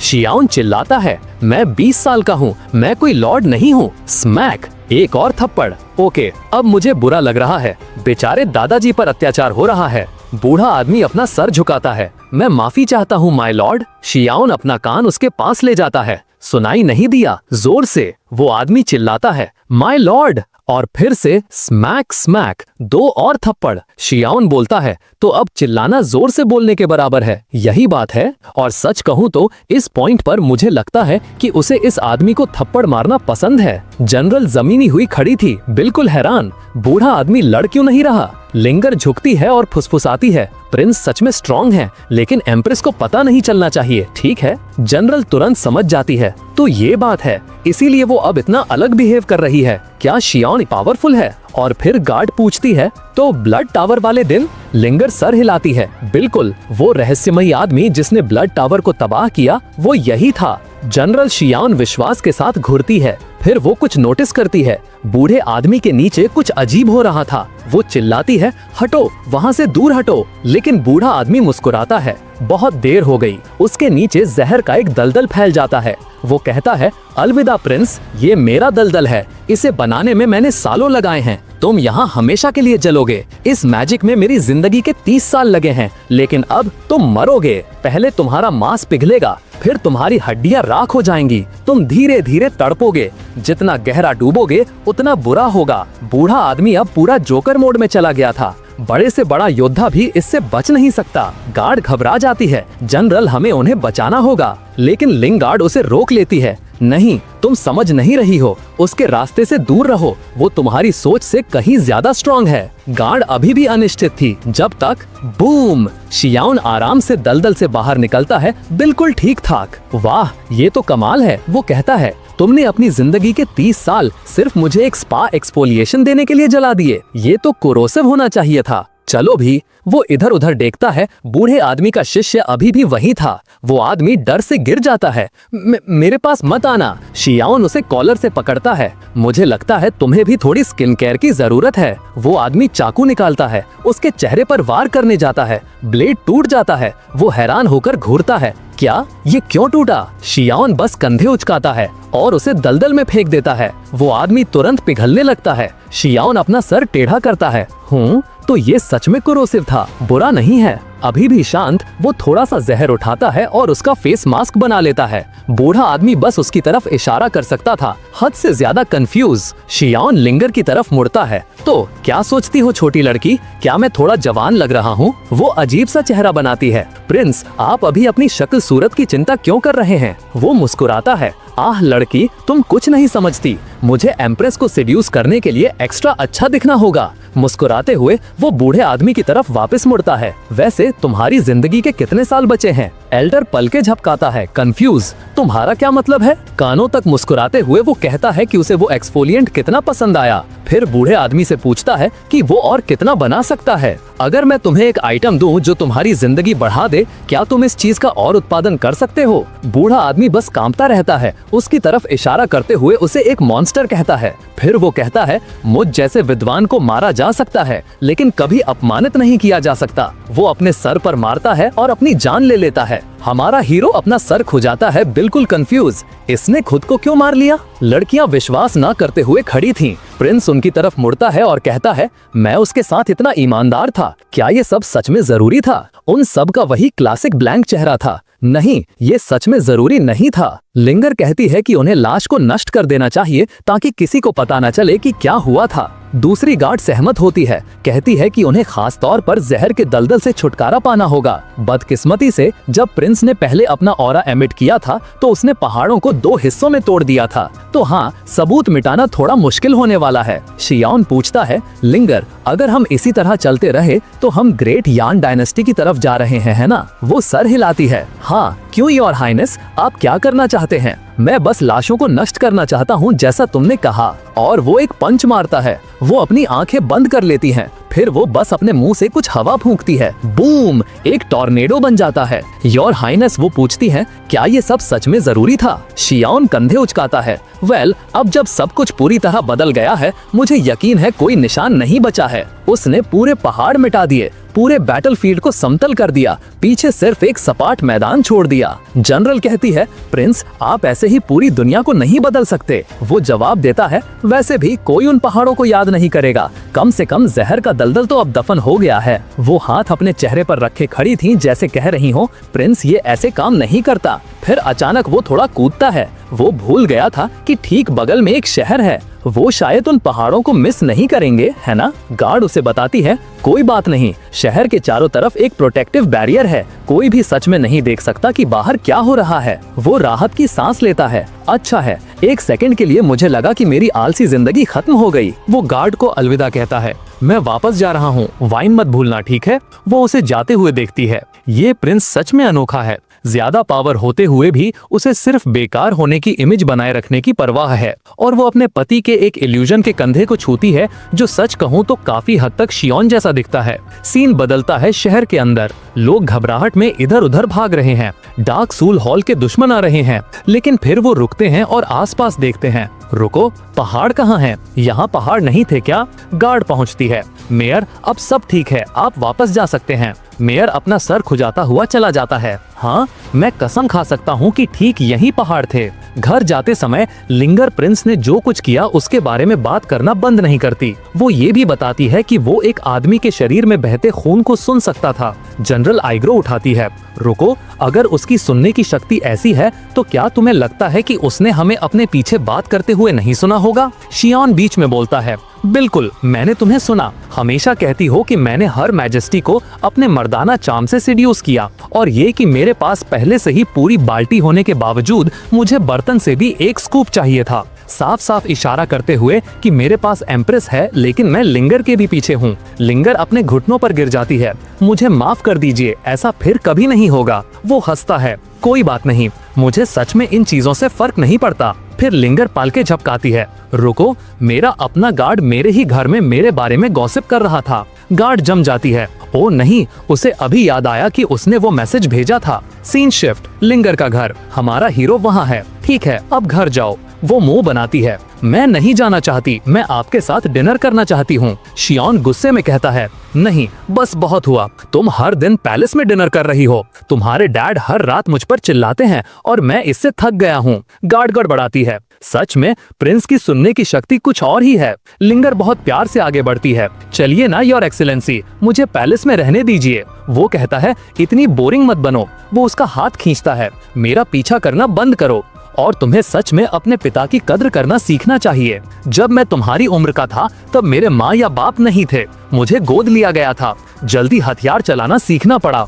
वो उसकी पीठ पर हल्के से थपथपाता है जैसे वो एक बच्ची हो। तुम्हें एहसास नहीं है कि तुम कितनी खुशकिस्मत हो। दोनों चौंक जाते हैं। फिर वो मुड़ता है, हाथ उठाता है और कहता है गुड नाइट। प्रिंस चला। लिंगर अजीब तरह से खड़ी रहती है। ठीक है, मैं अब घर चली जाती हूँ। लेकिन शियोन वापस मुड़ता है और उसके सर पर एक छोटी सी थपकी देता है। एक वाइड मुस्कान के साथ वो कहता है गुड गर्ल, अब घर जाओ। तभी उसके पिता आ जाते हैं। तुम क्या कर रहे हो? वो पूछते हैं। प्रिंस, आप हर मैजेस्टी के पति हैं। आप दूसरी औरतों के साथ इस तरह हाथ कैसे लगा सकते हैं? गार्ड तुरंत बीच में आती है। सर जांग, प्रिंस और जनरल बिल्कुल मासूम हैं। आपकी हिम्मत कैसे हुई ऐसे गंदे आरोप लगाने की? अजीब फील करते हुए वो आदमी हकलाता है। नहीं नहीं, मेरा वो मतलब नहीं था। एक और औरत बोलती है। सर जांग, आप ग्रैंड जनरल से शादीशुदा हैं। आपका एक ऊंचा पद है। आपको प्रिंस पर इस तरह आरोप नहीं लगाना चाहिए। ठीक है, वो उस मसल बाउंड योद्धा औरत से शादीशुदा है जो नॉर्थ में एम्प्रेस के साथ लड़ रही है। वो आदमी अब पूरी तरह से टूट चुका था।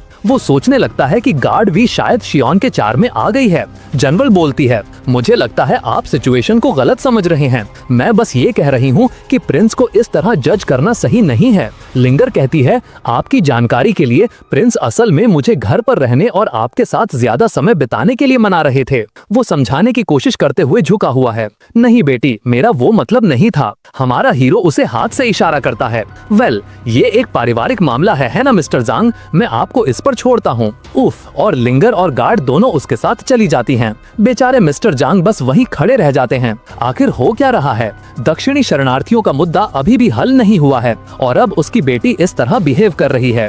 लेकिन इससे पहले कि वो पलके झपका पाता, वो तीनों वापस आकर उसे घूर रहे थे। अगली चीज जो आप देखते हैं वो हमारे हीरो के लिए एक दावत तैयार कर रहा है। लिंगर समझाती है, मेरे डैड हमेशा से ऐसे हैं। वो कभी एक मार्शल आर्टिस्ट नहीं थे, इसलिए उन्होंने मेरी माँ को जीतने के लिए इस तरह के चालाक चाम का इस्तेमाल किया। वो पूरे राज्य के सबसे अच्छे कुक हैं। आदमी उसके सर पर मारता है। तुम्हारी हिम्मत कैसे हुई अपने पिता के बारे में इस तरह बात करने की? वो शियोन की तरफ देखता है और सोचता है, मेरी बेटी इस प्रिंस के आसपास इतनी घबराई हुई क्यों है? पता है क्या, ना पूछना ही बेहतर है। वो एक ग्लास उठाता है। ये वाइन आपकी शान में है योर हाइनेस। कृपया पहले कही बातों के लिए मेरी माफी स्वीकार करें। मेरी लिंगर एक परेशानी है और हाल ही में वो आपको काफी परेशान कर रही है। शियोन इसे टाल देता है। कोई बात नहीं, चलो खाते हैं। वो बूढ़े आदमी को थम्स अप देता है। आपका खाना सच में लाजवाब है। ये हुई ना जिंदगी। वो बस खाता रहता है और मिस्टर जांग वहीं बैठ सोच रहे हैं। कोई कभी नहीं सोच सकता कि इस पतले प्रिंस की इतनी बड़ी भूख होगी। शियोन अचानक उसे देखता है और वो आदमी जल्दी से नॉर्मल एक्ट करने की कोशिश करता है। प्रिंस, अगर आपके मन में कुछ है तो हिचकिचाइए मत, कृपया खुलकर बोलिए। हमारा हीरो कहता है, वेल मिस्टर जांग, मेरी एक रिक्वेस्ट है। क्या ये ठीक रहेगा अगर मैं यहाँ खाने और पीने के लिए अक्सर आता रहूं? आपका खाना बहुत अच्छा है। जांग सोच रहा है, ये बदमाश, मैंने ये सिर्फ माफी मांगने के लिए बनाया था और अब ये चाहता है कि मैं एक सरकारी मंत्री इसका पर्सनल शेफ बन जाऊं। बिल्कुल नहीं। फिर शियोन अपनी हाथ टेबल पर मारता है और एक रिंग फेंकता है। अंदर 1,000,000 स्पिरिट स्टोन्स। उन्हें निकालते हुए शियोन कहता है, ये है दक्षिण में शरणार्थी संकट में मदद के लिए। मिस्टर जांग का पूरा रवैया बदल जाता है। प्रिंस, आप कल क्या खाना चाहेंगे? बस बताइए, मैं अभी सामान ले आऊंगा। वो अपनी बेटी की तरफ इशारा करता है। तुम कल मेरे लिए एक शेफ की यूनिफॉर्म खरीद रही हो, समझी? औरतें हैरान खड़ी थीं। अभी क्या हुआ? जांग सोच रहा है, मेरी सबसे बड़ी समस्या शरणार्थी मुद्दा था। इस पैसे से मैं इसे तुरंत हल कर सकता हूँ। ठीक है, मैं एक शेफ बन जाऊंगा, क्यों नहीं? वो स्पिरिट स्टोन्स उठाता है, उन्हें अपने हाथों में घुमाता है। क्या आपको यकीन है कि इनका इस्तेमाल करना सुरक्षित है? उसे शक होने लगता है कि शियोन ने उन्हें एम्प्रेस से चुराया है। प्रिंस जवाब देता है, रिलैक्स, ये उस शख्स से भुगतान था जिसने मेरी बेइज्जती की थी। जांग आईब्रो उठाता है, किसी ने आपकी बेइज्जती की और उसके पास इतना पैसा था? शियोन बस कंधे उचकाता है, ये सब पुरानी बातें हैं। फिर वो झुकता है और फुसफुसाता है, बस हर मैजेस्टी को इसके बारे में पता न चले, ठीक है?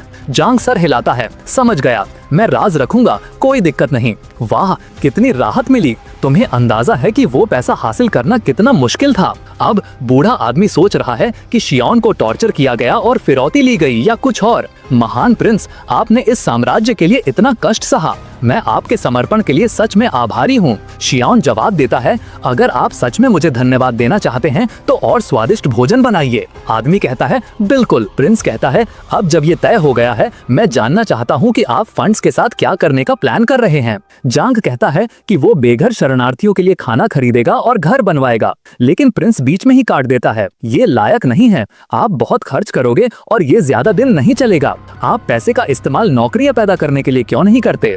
जांग कंफ्यूज है, आपका ठीक ठीक क्या मतलब है? शियोन समझाता है, इन शरणार्थी गैंग्स के पास सब कुछ है सिवाय एक चीज के, स्ट्रक्चर। तो उन्हें काम पर रखो, उन्हें असली काम दो। उन सभी गैंग मेंबर्स को पुल ठीक करने, सड़कें बनाने, खेत ठीक करने में लगा दो और जब वो ये कर रहे होंगे तो वो खुद को खाना खिलाएंगे। आप एक समस्या से दो समस्याएं हल करते हैं, ऐसा क्यों नहीं करते? साथ ही इससे गैंग्स टूट जाएंगे और उनका प्रभाव कमजोर हो जाएगा। जांग पीठ टिकाकर बैठ जाता है, प्रभावित होकर। ये सच में एक शानदार आइडिया है। वो कहता है, प्रिंस, आपको जो भी खाने का मन हो बस मुझे बता दीजिएगा। जांग कहता है, मैं आगे बढ़कर इस प्लान को शुरू करूंगा। हमारा हीरो पीठ टिकाकर बैठ जाता है, संतुष्ट। अब ये हुई ना बात। 3 दिन बाद बारबेरियन मोर्चे पर वापस। एम्प्रेस अभी भी गहरी साधना में थी, लेकिन बारबेरियन एहलर नोटिस करता है कि वो अगले लेवल पर पहुंचने वाली है और तुरंत भागने का फैसला करता है, लेकिन बहुत देर हो चुकी थी। वो अपनी आंखें बीच ब्रेक थ्रू में खोलती है, उसके चारों तरफ एनर्जी का एक ब्लास्ट होता है।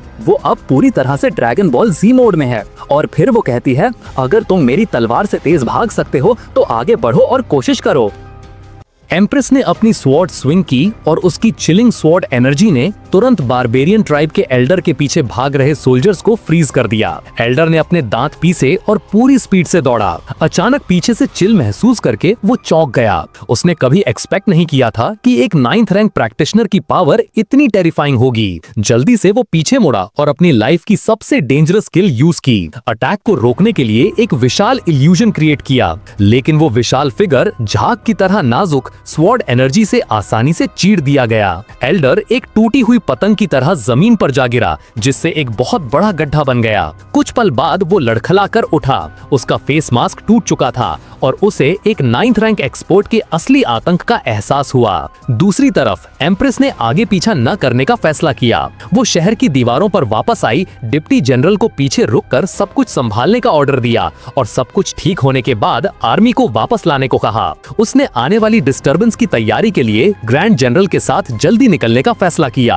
रास्ते में ग्रैंड जनरल ने उसे सांत्वना देने की कोशिश की। योर मैजेस्टी, ज्यादा चिंता मत कीजिए, अब हर जगह फॉर्मेशंस हैं जो पॉइजन पॉइजनस मार्श एल्डर के एक्शंस को थोड़ी देर के लिए रोक सकते हैं। एम्प्रेस फिर भी चिंतित थी। पॉइजनस मार्श एल्डर एक 8th रैंक का है, ये फॉर्मेशंस उसे ज्यादा देर नहीं रोक पाएंगी। मैं बस होप करती हूँ कि ग्रेट फ्लेम को ज्यादा नुकसान न हुआ हो। जल्द ही वो दोनों उस कस्बे में पहुंचे जहां पहले 2 बड़े पहाड़ थे, लेकिन अब वो वहां नहीं थे। ग्रैंड जनरल हैरान थी। एम्प्रेस ने कुछ देर देखा और स्पेक्यूलेट किया, आसपास कोई अक्यूमुलेटेड डर्ट नहीं है, लेकिन दूर के पहाड़ों पर धूल की एक लेयर है। मुझे शक है कि किसी ने इन 2 पहाड़ों को एक ही स्ट्राइक में डस्ट में मिला दिया है। एक ही स्ट्राइक, योर मैजेस्टी। अब जब आप 9th रैंक पर हैं, तो आप इस पर्सन के सामने कैसी हैं? एम्प्रेस ने एक फीकी मुस्कान दी। तुम मुझे ओवर एस्टिमेट कर रही हो। मैं तो उसकी स्ट्रेंथ का अंदाजा भी नहीं लगा पाई। मैं उसका मुकाबला कैसे कर सकती हूँ? योर मैजेस्टी, क्या इसके पीछे का पर्सन 10th रैंक का हो सकता है?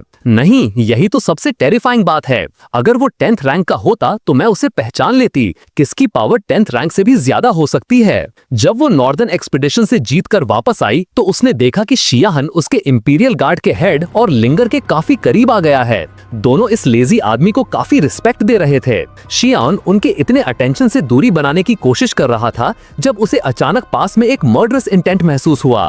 गौर से देखने पर उसने रियलाइज किया कि ये उसकी पत्नी एम्प्रेस थी जो वापस आ रही थी। एम्प्रेस के पास खड़ी ग्रैंड जनरल अपनी बेटी पर चिल्ला रही थी, लिंगर, कितने दिन हो गए जब से तुम्हारी पिटाई नहीं हुई? मार खाने का मन कर रहा है? हाँ? तीनों जो आपस में मजाक कर रहे थे हैरान रह गए। लिंगर ने चौंक कर अपना बन गिरा दिया। ओ नहीं, माँ इतनी जल्दी कैसे वापस आ गईं? और अगर मैं गलत नहीं हूँ तो उनके साथ हर मैजेस्टी हैं। इंपीरियल गार्ड की हेड ने फुसफुसाया, मैंने एक बार प्रिंस शियाओन के साथ तुम्हारे रिश्ते को गलत समझा था, बिल्कुल तुम्हारे पिता की तरह। मैंने जनरल को इस बारे में एक लेटर भी लिखा था। ये सुनकर शियाओन डर गया। ये क्या है कमांडर लियू, क्या तुम मुझे मुश्किल में डालना चाहती हो? ग्रैंड जनरल ने उन्हें फुसफुसाते हुए देखकर गुस्से में उनकी तरफ बढ़ी। साफ था कि वो कुछ सजा देने के लिए तैयार थी। लिंगर डर कर शियाओन के पीछे छिप गई। घबराहट में शियाओन चिल्लाया, बच्ची तुम मेरे पीछे क्यों छिप रही हो? अपनी बहन लियू के पीछे छिपो। क्या तुम मामले को और बिगाड़ना चाहती हो? लिंगर ने धीरे से जवाब दिया, प्रिंस प्लीज बस एक पल के लिए रोक लीजिए।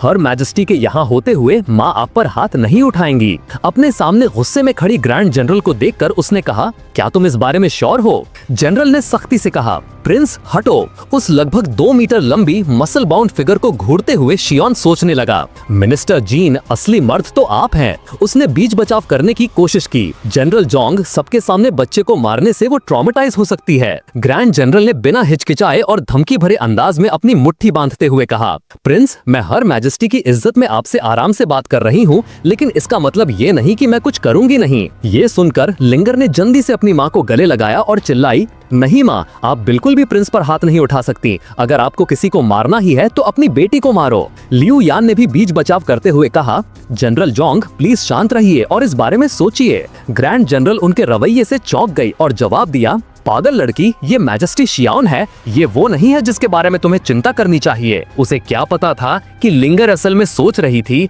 अगर प्रिंस ने रिटेलिएट किया तो डैड और मैं क्या करेंगे। उसी पल कुछ तगड़े नौजवान आगे बढ़े और पूछने लगे, प्रिंस कोई प्रॉब्लम है क्या? शियाओन ने जल्दी से सबको शांत करने की कोशिश की। सब लोग, ये मेरी दोस्त हैं, घबराने की कोई जरूरत नहीं है, अब सब जाओ। ऐसा है तो मैं पहले निकलता हूँ। एक गाँव वाले ने जवाब दिया, प्रिंस अगर आपको कभी भी किसी चीज की जरूरत हो तो बस हमें बुला लीजिएगा। सर देर हो रही है, क्यों ना आप मेरे घर आकर आराम करें। शियाओन ने विनम्रता से मना कर दिया, ऑफर के लिए शुक्रिया, लेकिन मुझे एक दावत में जाना है, मुझे अब निकलना होगा। गांव वालों को शियाओन के साथ इतनी रिस्पेक्ट से बात करते देख ग्रैंड जनरल शॉक में थी। क्या प्रिंस का मैजिक सच में इतना स्ट्रॉन्ग है? ये सभी गांव वाले तो आदमी हैं। शियाओन अपनी एम्प्रेस पत्नी की फिगर को देखते हुए सोच रहा था, मेरी पत्नी सच में खूबसूरत है। उसके सुंदर सिलहुएट की तारीफ करते हुए अचानक एम्प्रेस मुड़ी और उसे गहरी नजर से देखा। शियाओन ने सोचा, उन आंखों को देखो, वो शिमरिंग स्टार्स की तरह हैं। अचानक एम्प्रेस पास आई और पूछने लगी, मैं बहुत क्यूरियस हूँ, तुमने ग्रीन फ्लेम टाउन के लोगों से इतना प्यार पाने के लिए क्या किया? शियाओन हल्का सा मुस्कुराया, जब एक औरत एक आदमी के बारे में क्यूरियस होने लगती है तो इसका मतलब है कि वो उससे हार चुकी है। एम्प्रेस उसे कंफ्यूजन से देखा, ये इतना खुश क्यों है? मैंने उससे एक सवाल पूछा और जवाब देने के बजाय वो हंस रहा है। एम्प्रेस के सवाल के जवाब में शियाओन ने उससे कहा, बस प्रॉब्लम पर पैसे फेंक दो, मैंने बस उनके लिए सड़कें बनाने के लिए फंड किया। उसने आईब्रो उठाई। तुम्हें पैसे कहाँ से मिले? अगर मुझे ठीक से याद है तो तुम्हारे पास इतना खर्च करने के लिए नहीं है। शियाओन हंस पड़ा। योर मैजेस्टी, भूलिए मत कि मैं अब आपका पति हूँ। मुझे हाल ही में काफी गिफ्ट्स मिले हैं। लगता है हमारे दरबार में काफी अमीर लोग हैं, लेकिन सिर्फ सड़क बनाने के लिए फंड करने से नागरिक इतने आभारी नहीं होंगे। ग्रैंड जनरल को भी ऐसा ही लगा। वो सोच रही थी कि कैसे एक आलसी सा दिखने वाला प्रिंस लोगों से इतना प्यार पा सकता है। तभी लिंगर ने बीच में कहा, ये इसलिए है क्योंकि प्रिंस ग्रीन फ्लेम टाउन के लोगों के लिए फॉर्च्यून लाए हैं। ये सुनकर एम्प्रेस और ग्रैंड जनरल दोनों ने उसकी तरफ शक की नजरों से देखा। लिंगर ने जल्दी से समझाया, ग्रीन फ्लेम टाउन अपनी डिलीशियस वाइन के लिए जाना जाता है, जो पहले सिर्फ कैपिटल में मिलती थी। जबकि इससे नागरिकों की लाइफ बेहतर हुई, इससे कोई बहुत बड़ा फर्क नहीं पड़ा। प्रिंस ने तब ब्रांडिंग स्ट्रैटेजीज का आइडिया दिया। लियू यान ने तब एक प्रमोशनल स्लोगन सुनाया, यहाँ तक कि एम्प्रेस भी ग्रेट फ्लेम की वाइन को अप्रूव करती हैं। एम्प्रेस के एंडोर्समेंट और मिनिस्टर ऑफ रेवेन्यू सर्जियो के गारंटी के साथ ग्रीन फ्लेम लाइन का नाम बदलकर ग्रीन फ्लेम एम्प्रेस वाइन रख दिया गया और वो कैपिटल की सबसे प्रीमियम लिकर बन गई। अब इस वाइन का एक जाम एक खजाने के बराबर है। शियाओन ने आगे कहा, मुझे वाइन के लिए आपका नाम इस्तेमाल करना पड़ा योर मैजेस्टी। आखिरकार मैं तो बस एक पावरलेस और बेकार इंसान हूँ। लिंगर और लियू यान ने आंखें घुमाई।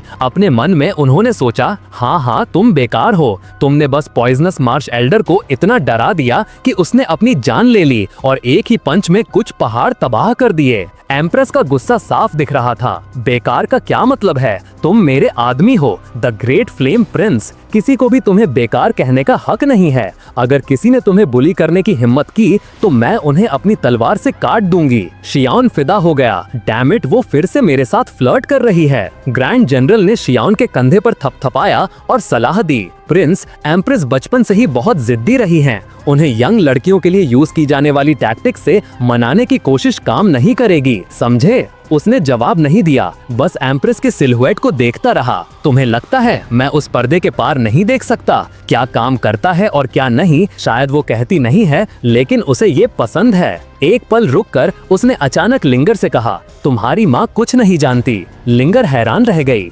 आगे ग्रैंड जनरल ने एम्प्रेस से सुझाव दिया, योर मैजेस्टी, जब हम शहर वापस लौटें तो क्यों ना मेरे घर पर डिनर करें? अच्छा आइडिया है। मैं मिनिस्टर के कुकिंग स्किल्स का अनुभव करने के लिए उत्सुक हूँ। एम्प्रेस ने जवाब दिया। जल्द ही ग्रुप झोंग रेजिडेंस पहुँच गया। शियाओन अपनी पत्नी की पीठ को देखते हुए अचानक महसूस करने लगा कि उसकी शक्ति बढ़ गई है। वो सिस्टम से पूछता है, पपी, अभी एम्परर जी रुओयान का करंट लेवल क्या है? रिस्पेक्टेड मास्टर, एम्परर जी रुओयान अब 9th रैंक के पहले लेवल पर हैं। पपी ने जवाब दिया। शियाओन मुस्कुराया। अपनी ट्रिप के दौरान न सिर्फ उसका लेवल बढ़ा, बल्कि उसने नॉर्दर्न बॉर्डर के कॉन्फ्लिक्ट को भी रिजॉल्व कर दिया। मेरी पत्नी सच में कमाल की है। जैसे ही फीमेल जनरल ग्रैंड जनरल ने एम्प्रेस को अपने घर डिनर के लिए ले गई, खाने की महक ने उनका स्वागत किया। उसने अज्यूम कर लिया कि उसके पति ने ये जानकर कि वो वापस आ रही है, खुद खाना बनाया होगा। उसके पीछे लिंगर चुप रही, ये समझते हुए कि कभी कभी कुछ बातें ना जानना ही बेहतर होता है। लिंगर के फादर ने किसी को कमरे में आते हुए देखा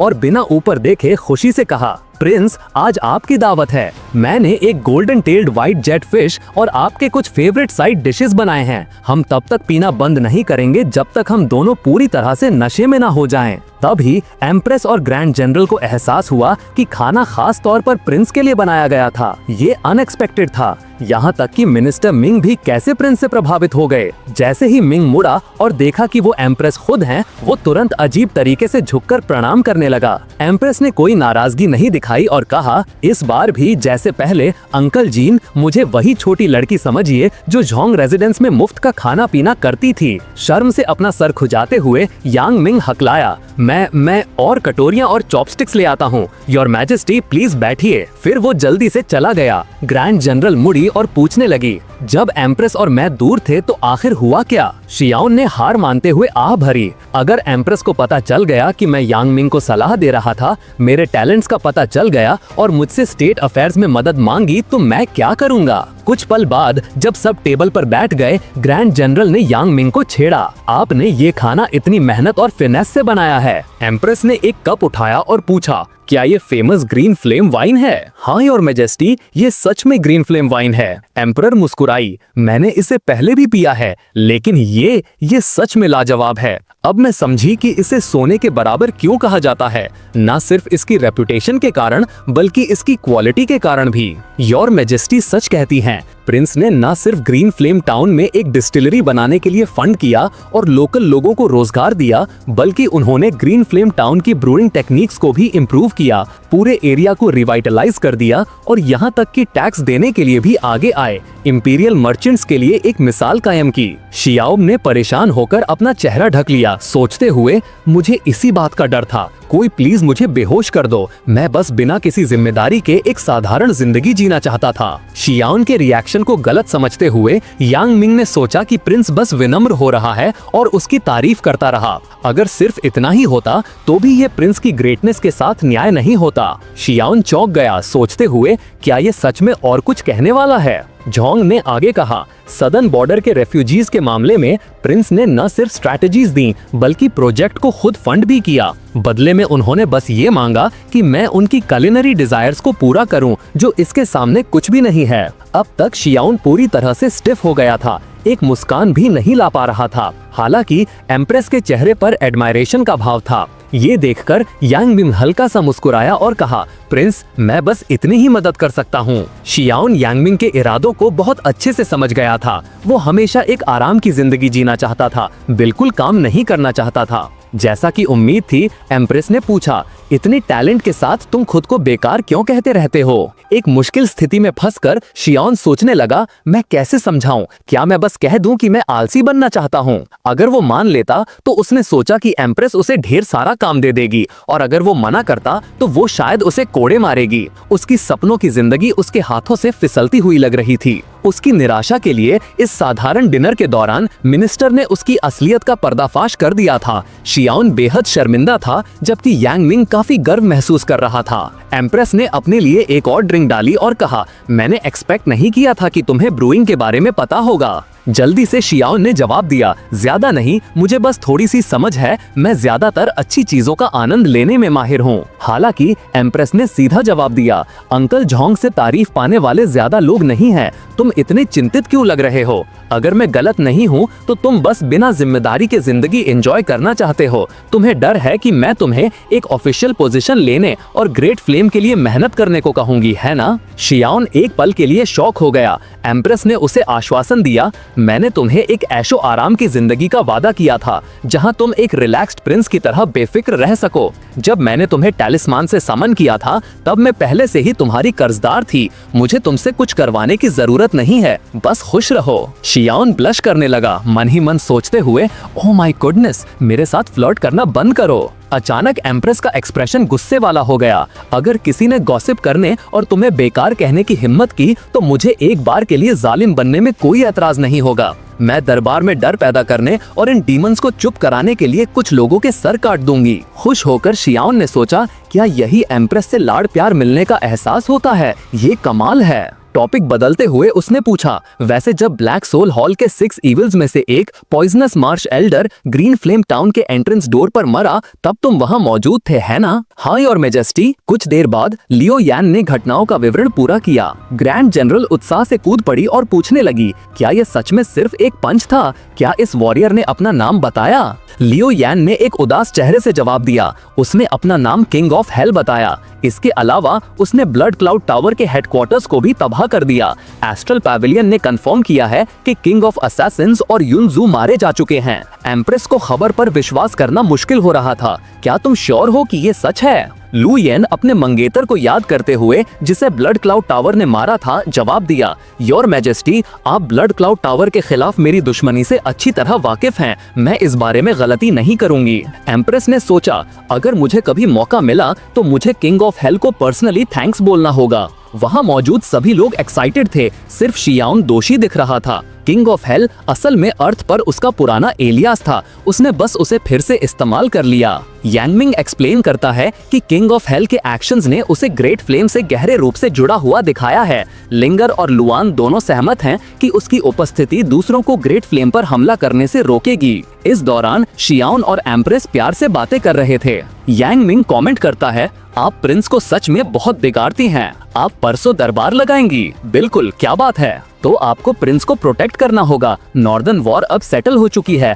आपके पास डिले करने का कोई बहाना नहीं है। आपको प्रिंस को मंत्रियों से इंट्रोड्यूस करवाना ही होगा। शियाओन कंफ्यूज है, मंत्रियों से मिलने का क्या मतलब है? यांगमिंग समझाता है कि ग्रेट फ्लेम डायनेस्टी की परंपरा के अनुसार एम्प्रेस को अपने पति को मंत्रियों से मिलवाना होता है। सिंपल टर्म्स में ये इन-लॉज से मिलने जैसा है। क्या मैं मुश्किल में पड़ जाऊंगा? शियाओन पूछता है। एम्प्रेस ईमानदारी से समझाती है कि उसने उससे शादी खुद को एक क्लोजर देने के लिए की थी, न कि सिर्फ एक ढाल के रूप में। वो लुआओ यिन का नाम लेती है, एक ऐसा नाम जो उसके चेहरे पर मर्डर ऑफ इंटेंट लाता है। ग्रेट फ्लेम डायनेस्टी के प्रधानमंत्री का नाम लुआओ यिन है। मेरे पिता के गायब होने से पहले वो इस पद पर थे। वो मेरे टीचर और मेरे पिता के करीबी एडवाइजर दोनों हैं। जिस साल मेरे पिता गायब हुए, मेरे सबसे बड़े भाई ने सिंहासन संभाला। बारबेरियन किंगडम ने हमला किया, उन्होंने खुद सेना का नेतृत्व किया और नॉर्थ में बैटल में मारे गए। मेरे दूसरे भाई ने सिंहासन संभाला और ब्लैक सोल हॉल और सदर्न बॉर्डर में केओस फैल गया। इससे ग्रेट फ्लेम डायनेस्टी पर असर पड़ा। वो अनरेस्ट को शांत करने और टेरिटोरीज एक्सपैंड करने के लिए साउथ गए, लेकिन उन्हें जहर दे दिया गया और उनकी डेथ हो गई। अंत में लुआओ यिन की सहायता से मैंने सिंहासन संभाला। मैं उस साल 16 साल की थी। लुआओ यिन ने वादा किया था कि जब मैं 18 साल की हो जाऊंगी तो वो मुझे पावर लौटा देगा। हालांकि लुआओ यिन ने अपने प्राइवेट इंटरेस्ट्स का पीछा किया, दरबार में अत्यधिक इन्फ्लुएंस हासिल किया। अगर मैंने सीक्रेटली रणनीति नहीं बनाई होती और एक अच्छा नेचुरल टैलेंट और कल्टीवेशन में बिना कुछ के 2 साल में 7th रैंक तक प्रोग्रेस नहीं की होती, तो पावर वापस लेना बहुत मुश्किल होता। मेरे 18वें बर्थडे पर लुआओ यिन मेरे और उसके बेटे के बीच एक अरेंज्ड मैरिज के बारे में बात करने आया, मुझे बताते हुए कि अब एक हेयर के बारे में सोचने का समय आ गया है। मैं तब तक टालमटोल करती रही जब तक मैंने समनिंग सिंबल्स नहीं सीख लिए, जिससे तुम ग्रेट फ्लेम डायनेस्टी में आए। तो लुआओ यिन तुम्हें जरूर परेशान करेगा, एम्प्रेस कहती है। शियाओन सोचता है, तभी उसने स्पष्ट किया कि उसने मुझसे एक ढाल के रूप में शादी नहीं की। अगर वो चाहती तो वो मुझे अब तक बाहर भेज चुकी होती। शियाओन की चुप्पी देखकर एम्प्रेस सोचती है कि वो डर गया है। चिंता मत करो, भले ही मैं लुआओ यिन से सावधान हूँ, अगर तुम उसका सामना नहीं करना चाहते तो मैं तुम्हें प्रोटेक्ट करूंगी। शियाओन उसे आश्वासन देता है, जरूरत नहीं है, मैं जाऊंगा। वैसे भी तुम्हारे मुझे प्रोटेक्ट करते हुए लुआओ यिन क्या कर सकता है? मुझे दरबार में एग्जीक्यूट कर देगा। लिंगर और कमांडर लगभग हंस पड़ते हैं। तुम्हें उसके एग्जीक्यूशन की चिंता है, बस ये ध्यान रखना कि तुम अपना आपा न खो दो और प्राइम मिनिस्टर को पूरी तरह से मिटा न दो। एम्प्रेस शियाओन की क्षमताओं से अनजान सावधान करती है, तुम्हें इतना आगे जाने की जरूरत नहीं है, खासकर अगर लुआओ यिन का पलड़ा भारी हो। मुझे चिंता है कि मेरे गॉडफादर न सिर्फ एक विद्वान है, बल्कि शक्ति के मामले में भी उन्हें पढ़ना मुश्किल है। मैं बिल्कुल जरूरी न होने तक उनसे टकराना नहीं चाहती। यांगमिंग बीच में बोलता है, योर मैजेस्टी, मुझे प्रिंस पर विश्वास है। वो भले ही एक प्लेजर सीकर दिखता हो, लेकिन उनसे डील करना बेहद मुश्किल है। शियाओन सोचता है, ये मेरी तारीफ कर रहा है या इंसल्ट? लिंगर और कमांडर भी बीच में बोलती हैं, चिंता मत कीजिए योर मैजेस्टी, प्रिंस नुकसान में नहीं रहेंगे। जबकि प्रिंस ने डिसाइड कर लिया है तो उन्हें करने क्यों नहीं देते? एम्प्रेस शियाओन की पूरी क्षमताओं को न जानते हुए बस आह भर सकती है। तुम दोनों उस पर सच में बहुत विश्वास करते हो। लिंगर और कमांडर जोर देकर कहती हैं कि उनके पिता सही हैं और प्रिंस को कम नहीं आंकना चाहिए। आखिर में फीमेल जनरल ग्रैंड जनरल बोलती है, योर मैजेस्टी, ये लुआओ यिन से कन्फ्रंट करने का एक मौका है। आपकी बढ़ी हुई शक्ति के साथ आपके पास ज्यादा कॉन्फिडेंस है। आपको उस बूढ़े आदमी से डरने की जरूरत नहीं है। एम्परर अभी भी चिंतित दिखती है। मैं सच में चिंतित हूँ कि दरबार में क्या हो सकता है। शियाओन उसे बीच में काटता है, मुझे तुम पर विश्वास है। एम्प्रेस लंबी देर तक चुप रहती है। तुम्हें डर नहीं लगता? शियाओन हंस पड़ता है, मेरी पत्नी वो है जिसने अपनी एक तलवार से नॉर्दर्न बॉर्डर को सुरक्षित किया। एक बेमिसाल सुंदरी जो दुनिया पर राज करती है, डरने की क्या बात है? ये सुनकर एम्परर मुस्कुराती है, एक रेडिएंट शर्मीली मुस्कान। वो खड़ी होती है और दरवाजे की तरफ बढ़ती है। अगर तुम इतने श्योर हो तो मैं तुम्हें और नहीं मनाऊंगी। ढेर सारे मेमोरियल्स रिव्यू करने हैं, मुझे पैलेस वापस जाना होगा। शियाओन जानता है कि वो क्या महसूस कर रही है। ये एक टू वे स्ट्रीट है।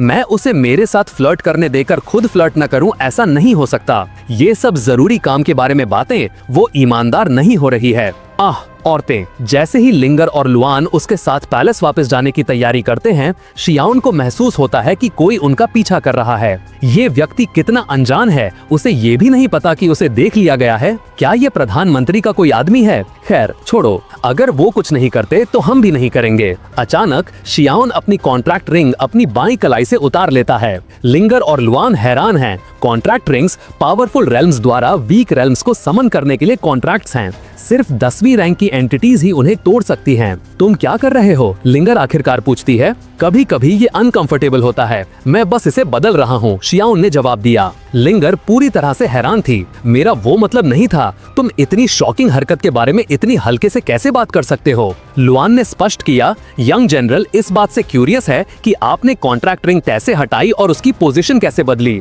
शियाओन बेपरवाह उसे फिर से हटाता है। क्या तुमने नहीं देखा मैंने कैसे किया? यहाँ मैंने हाथ बदल लिए। ये इतना आसान है, बस इसे खींच कर निकालो और वापस लगा दो। दोनों शॉक हो जाती हैं। जो दूसरों के लिए इतनी बड़ी बात है, वो प्रिंस के लिए एक मामूली मामला लगता है। उसी पल शियाओन ने काले कपड़ों वाले व्यक्ति पर नजर डाली जो अभी भी उनका पीछा कर रहा था। जब उसने शियाओन को अपने कमरे के पास आते देखा तो वो दूसरी दिशा में भाग गया। जब आप काफी स्ट्रांग होते हैं तो आपको एंट्स से मिलने वाली थ्रेट्स की परवाह नहीं होती। लिंगर अचानक फुसफुसाती है, प्रिंस क्या आप लुआओ को मारने का प्लान कर रहे हैं? आप जानते हैं ना, वाओ तुम एक बच्चे के हिसाब से काफी सैवेज हो। मैं उसे बिना वजह के क्यों मारूंगा? लेकिन लुआओ वक्त आने पर आपको दरबार में जरूर कॉर्नर करने की कोशिश करेगा। तब आपको अपना हाथ दिखाना ही पड़ेगा, अपनी ताकत जाहिर करनी पड़ेगी। क्यों ना हम प्रधानमंत्री के रेजिडेंस पर ही। इससे पहले कि लिंगर पूरा करती, शियाओन उसके सर पर मारता है। अपना सर पकड़कर लिंगर शिकायत करती है, प्रिंस आप इस तरह मेरा दिमाग खराब कर देंगे।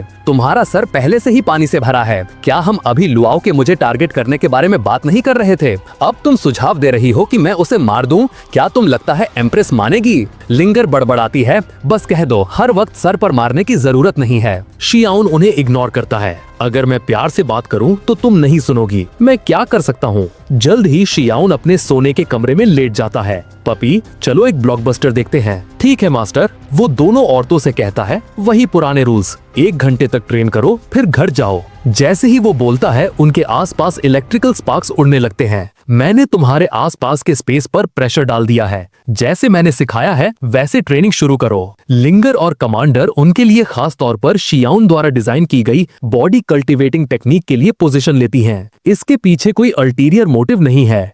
1 घंटे बाद शियाओन आखिरकार खुद को ट्रेन करने में सक्सेसफुल हो गया। तभी उसने देखा कि एम्प्रेस उसकी तरफ आ रही हैं और अपने साथ एक पूरी क्राउड ले आई हैं। वो हैरान रह गया जब उसने एम्प्रेस को हंड्रेड्स ऑफ खूबसूरत अटेंडेंट्स के साथ कोर्टयार्ड में वेट करते देखा। एम्प्रेस बोली, प्रिंस किसका वेट कर रहे हो? चलो रेस्ट के लिए मेरे साथ महल चलो। उसने सोचा, इतना सब सिर्फ मुझे आराम देने के लिए? एम्प्रेस उसे रूम के अंदर ले जाती हैं। फ्लोर पर पानी के 2 छोटे पडल्स देखकर उसने सोचा कि ये तो पसीना है और फिर बोली, लोग सोचते हैं कि आप हमेशा ऐशो आराम में रहते हो, पर वो आपकी मेहनत में ही देखते। क्या तुम कल्टीवेशन कर पाए? अपनी सच्चाई छिपाते हुए शियावन ने थकावट का ड्रामा किया। अभी तक कल्टीवेशन नहीं कर पाया, बस थोड़ी बहुत अपनी मसल्स स्ट्रेच कर रहा था। अपनी ही कल्पना में खोई हुई एम्प्रेस को लगा कि वो बस मॉडेस्ट हो रहा है। कोई बात नहीं, जब तक मैं यहाँ हूँ तुम आराम से करो, कुछ गलत नहीं होगा। शियावन एम्प्रेस के मुस्कुराते फेस से कैप्टिवेटेड हो गया। क्या ये अपनी फ्लर्टिंग स्किल्स को लेवल अप कर रही हैं या कुछ और? थोड़ी ही देर बाद एम्प्रेस बेड पर आधे लेटी हुई बुक पढ़ रही थी। उसने शियावन की तरफ देखा जो अभी भी खड़ा था। किसका वेट कर रहे हो? क्या रेस्ट नहीं करना? आखिरकार शियावन ने डिसाइड किया और अपनी आउटर गारमेंट उतार दी और एम्प्रेस के साथ बेड पर लेट गया, एक मछली की तरह अकड़कर। एम्प्रेस हंसी, ये बंदा सच में कितना इंटरेस्टिंग है। रात के समय एम्प्रेस ने कैंडल ऑफ कर दी, अपनी आउटर गारमेंट उतारी और बेड के दूसरे एंड पर लेट गई। इतने अकड़े हुए मत रहो, शक दूर करने के लिए मैं अक्सर यही रात बिताती हूँ। तुम ऐसे बिहेव कर रहे हो जैसे मैं तुम्हें खा जाऊंगी। बट फिर श्यावन ने एक्सप्लेन किया, ये मेरा सेकंड टाइम है जब मैं किसी लड़की के साथ बेड शेयर कर रहा हूँ,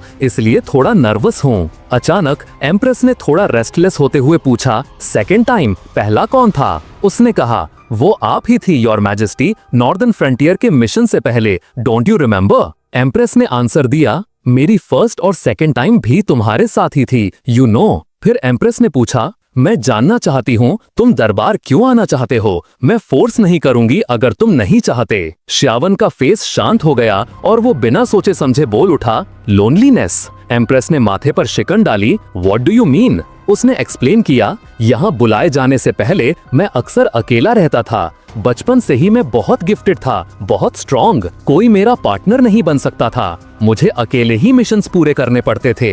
अब इस डिफरेंट वर्ल्ड में मैं अकेला अर्थलिंग बचा हूँ। It's like level 10 loneliness. Empress खुद को रोक नहीं पाई, यस मैं भी अकेली हूँ। ये सुनकर श्यावन ने अपना सिर टर्न किया और कहा, इवन इफ इट्स इनएक्सप्लिकेबल, हम अब हस्बैंड और वाइफ हैं। शायद कुछ वेज में ये ट्रू नहीं है, बट इन अ सेंस मेरा एक फैमिली मेंबर है और वो तुम हो। एट द वेरी लीस्ट हम अकेले नहीं हैं अब, दो मैं ज्यादा हेल्प नहीं कर सकता, बट अगर तुम्हें वो पोजीशन चाहिए, I will face it with you. तुरंत एम्प्रेस की आईज में फीलिंग्स और एक रिश्ते का एहसास भर आया। वो कहती है, let's know each other again. Hi, मेरा नाम ज़ीरोयन है। हेलो, मैं श्यावन हूँ। Let's start, shall we? Next day सुबह सारे ऑफिसर्स दरबार के लिए श्वैनल गेट के बाहर वेट कर रहे थे। कुछ ऑफिसर्स आपस में चर्चा कर रहे थे। मैंने सुना है कि नॉर्दर्न फ्रंटियर को शांत कर दिया गया है और एम्प्रेस वापस आ गई हैं। प्रिंस भी मिनिस्टर्स से मिलेंगे इस बार, पर मैंने सुना है कि प्राइम मिनिस्टर हमेशा से चाहते थे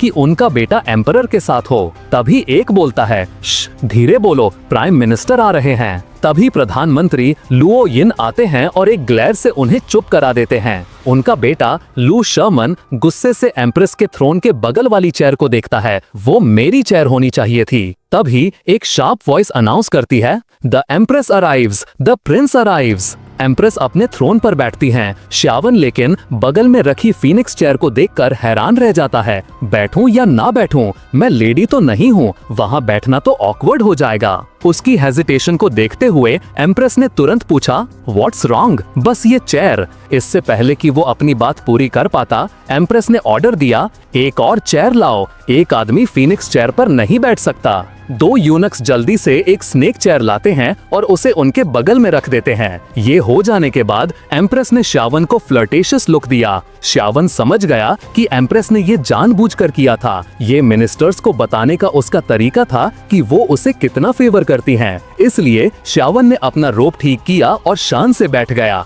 उसके फेस पर विनिंग स्माइल थी। सभी मिनिस्टर्स खामोशी में अपना सिर झुका लेते हैं। ग्रैंड जनरल उस पल अपना फेस छिपा लेती हैं। एम्प्रेस ने हल्का सा खांसा और बगल के यूनक ने तुरंत अनाउंस किया, जिनके पास पिटिशंस हैं बोलो, जिनके पास नहीं कोर्ट डिसमिस किया जाता है। मौका देखते ही प्रधानमंत्री लुओ यिन ने तुरंत कहा, योर मैजेस्टी, मेरे पास एक मैटर है प्रेजेंट करने के लिए। एम्प्रेस ने उनकी तरफ देखा, ग्रांटेड, बोलो। प्रधानमंत्री बोलना शुरू करते हैं। श्यावन चुपचाप सुनते हुए स्माइल करता है। ये तो इंटरेस्टिंग है। मैंने कभी सोचा नहीं था कि प्राइम मिनिस्टर इतना केपेबल आदमी है। उनके पास ज़ीरोयन द्वारा उठाए गए सभी इश्यूज का सॉल्यूशन है और वो साउदर्न फ्रंटियर के मैटर्स पर भी पूरी इंफॉर्मेशन देते हैं। ये क्लियर था कि ग्रेट फ्लेम डायनेस्टी की खुशहाली का एक बड़ा पार्ट उनकी वजह से है।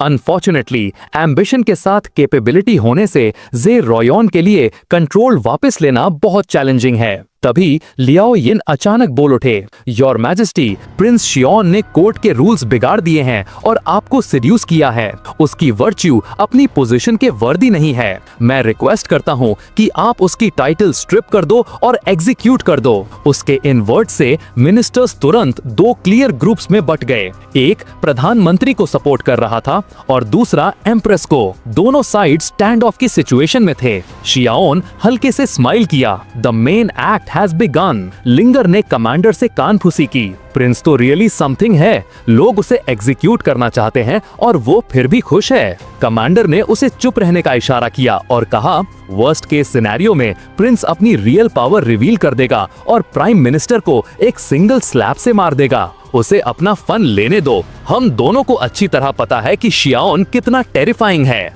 एम्प्रेस ने गुस्से से लियाओ येन को देखते हुए कहा, प्राइम मिनिस्टर, शियाओन मेरा हस्बैंड है, आप उसे ऐसे ही एग्जीक्यूट करना चाहते हो? ये तो एब्सर्ड है। बोलते हुए एम्प्रेस ने अपना ऑरा रिलीज कर दिया जो मिनिस्टर्स पर छा गया। सभी स्टन्ड रह गए और इम्प्रेस्ड हुए। वो सिर्फ 20 की है और ऑलरेडी 9th लेवल पर, ट्रूली अनपैरेलल्ड। लियाओ येन लेकिन सिर्फ स्माइल किया। बस 9th लेवल, कितनी ओवर कॉन्फिडेंट। ये सोचते हुए भी वो थोड़ा गर्व से बोले, old servant congratulates your majesty on your progress. उसके पीछे खड़े लोग पूरी तरह से हैरान थे, क्या प्राइम मिनिस्टर कंसीड करने वाला है? लेकिन फिर भी अब जब प्रधानमंत्री बोल चुके हैं, उनके पास एम्प्रेस को बधाई देने के अलावा कोई ऑप्शन नहीं था। इस पल एम्प्रेस अंदर से पूरी तरह शांत नहीं थी। मैं तो 9th लेवल पर होके भी उसका रेल्म नहीं पहचान पा रही हूँ और वो मेरे प्रेशर को एफर्टलेसली रेजिस्ट कर सकता है। उसकी स्ट्रेंथ डीप है, जितना मैंने सोचा था उससे भी ज्यादा।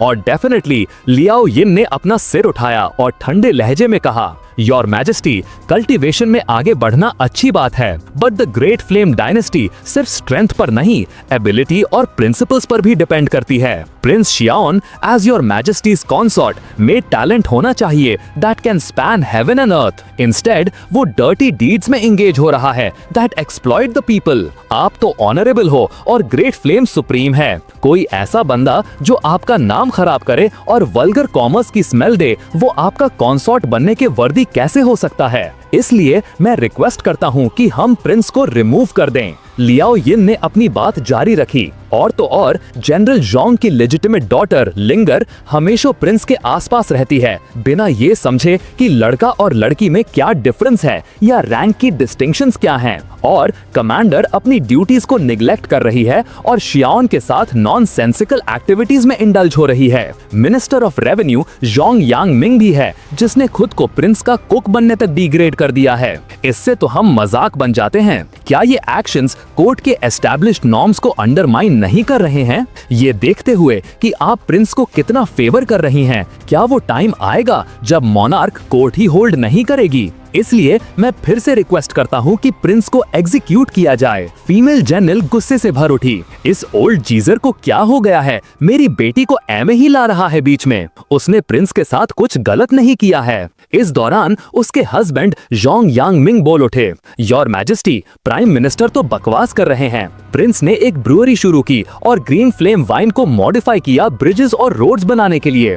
ये तो लोगों से लेकर लोगों को ही सर्विस देना है। आप ये कैसे कह सकते हैं कि वो एक्सप्लॉइट कर रहे हैं? और तो और शायद आपको पता ना हो, but the southern frontier plan जिसे आप प्रेस कर रही थी, वो एक्चुअली प्रिंस का आइडिया था। मैं तो बस उसे उनकी तरफ से एग्जीक्यूट कर रहा हूँ। लियाओ यिन और उसके लोग हैरान रह गए, तो इसलिए जोंग यांग मिंग प्लान का क्रेडिट लेने में इतना शर्मा रहा था। यांग मिंग ने अपनी बात जारी रखी, आप सबको पता है कि मेरी बेटी गुस्से वाली है। ये तो प्रिंस के साथ जुड़ने की वजह से ही वो सुधर गई है। कमांडर ग्रीन फ्लेम टाउन से है और योर मैजेस्टी के ऑर्डर्स पर उसे प्रिंस को गार्ड और सर्व करने के लिए रखा गया है। इसमें क्या इशू है? तो मैं प्राइम मिनिस्टर से पूछना चाहता हूँ, आप ये कैसे कह सकते हैं कि प्रिंस अपनी पोजीशन के लिए वर्चुअस नहीं है और कोर्ट के नॉर्म्स अंडरमाइन कर रहा है? एम्प्रेस हंसी और शियाओन खुद को थम्स अप देने से रोक नहीं पाया। ओल्ड जोंग को बोलना अच्छे से आता है, लेकिन लियाओ यिन ने ठंडे लहजे में कहा, ऐसा है तो मिनिस्टर जोंग,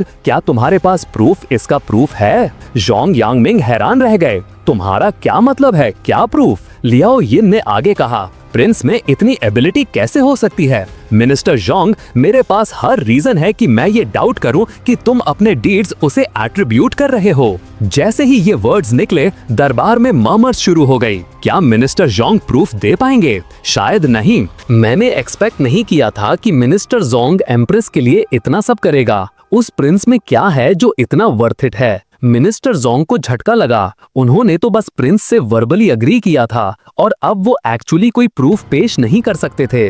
तभी एक आवाज अचानक गूंज उठी, तुम कह रहे हो मिनिस्टर जोंग के पास कोई प्रूफ नहीं है कि ये मेरे डीड्स हैं। बोलने वाला शियाओन था। वो लुआओ यिन को इंटरेस्टिंग वे में देखता है और आगे कहता है, और तुम्हारे पास प्राइम मिनिस्टर कोई प्रूफ है कि ये डीड्स मुझसे रिलेटेड नहीं है? प्रधानमंत्री को समझ नहीं आया कि क्या आंसर दें, इसलिए उन्होंने एक एंशिएंट बुक निकाली, ये होप करते हुए कि श्यावन उसे देखेगा। ये देखकर एम्प्रेस गुस्से से चिल्ला उठी, प्राइम मिनिस्टर, तुम क्या करने की कोशिश कर रहे हो? शियावन थोड़ा हैरान था। मेरी वाइफ एम्प्रेस इतना स्ट्रांगली क्यों रिएक्ट कर रही है? ये तो बस एक बुक है, क्या एक बुक मुझे मार सकती है? मुझे बिलीव नहीं होता। इसलिए वो स्माइल किया और उनसे कहा, अगर तुम चाहते हो कि मैं इसे रीड करूं, श्योर, नो प्रॉब्लम। एम्प्रेस डर गई। नहीं, तुम वो बुक रीड नहीं कर सकते प्रिंस। शियावन अनसर्टेन दिखा। मैं बुक रीड करूं या ना करूं वो अलग पॉइंट है। प्राइम मिनिस्टर, तुम्हें क्या राइट है कि तुम मुझसे ये रीड करने को डिमांड कर रहे हो?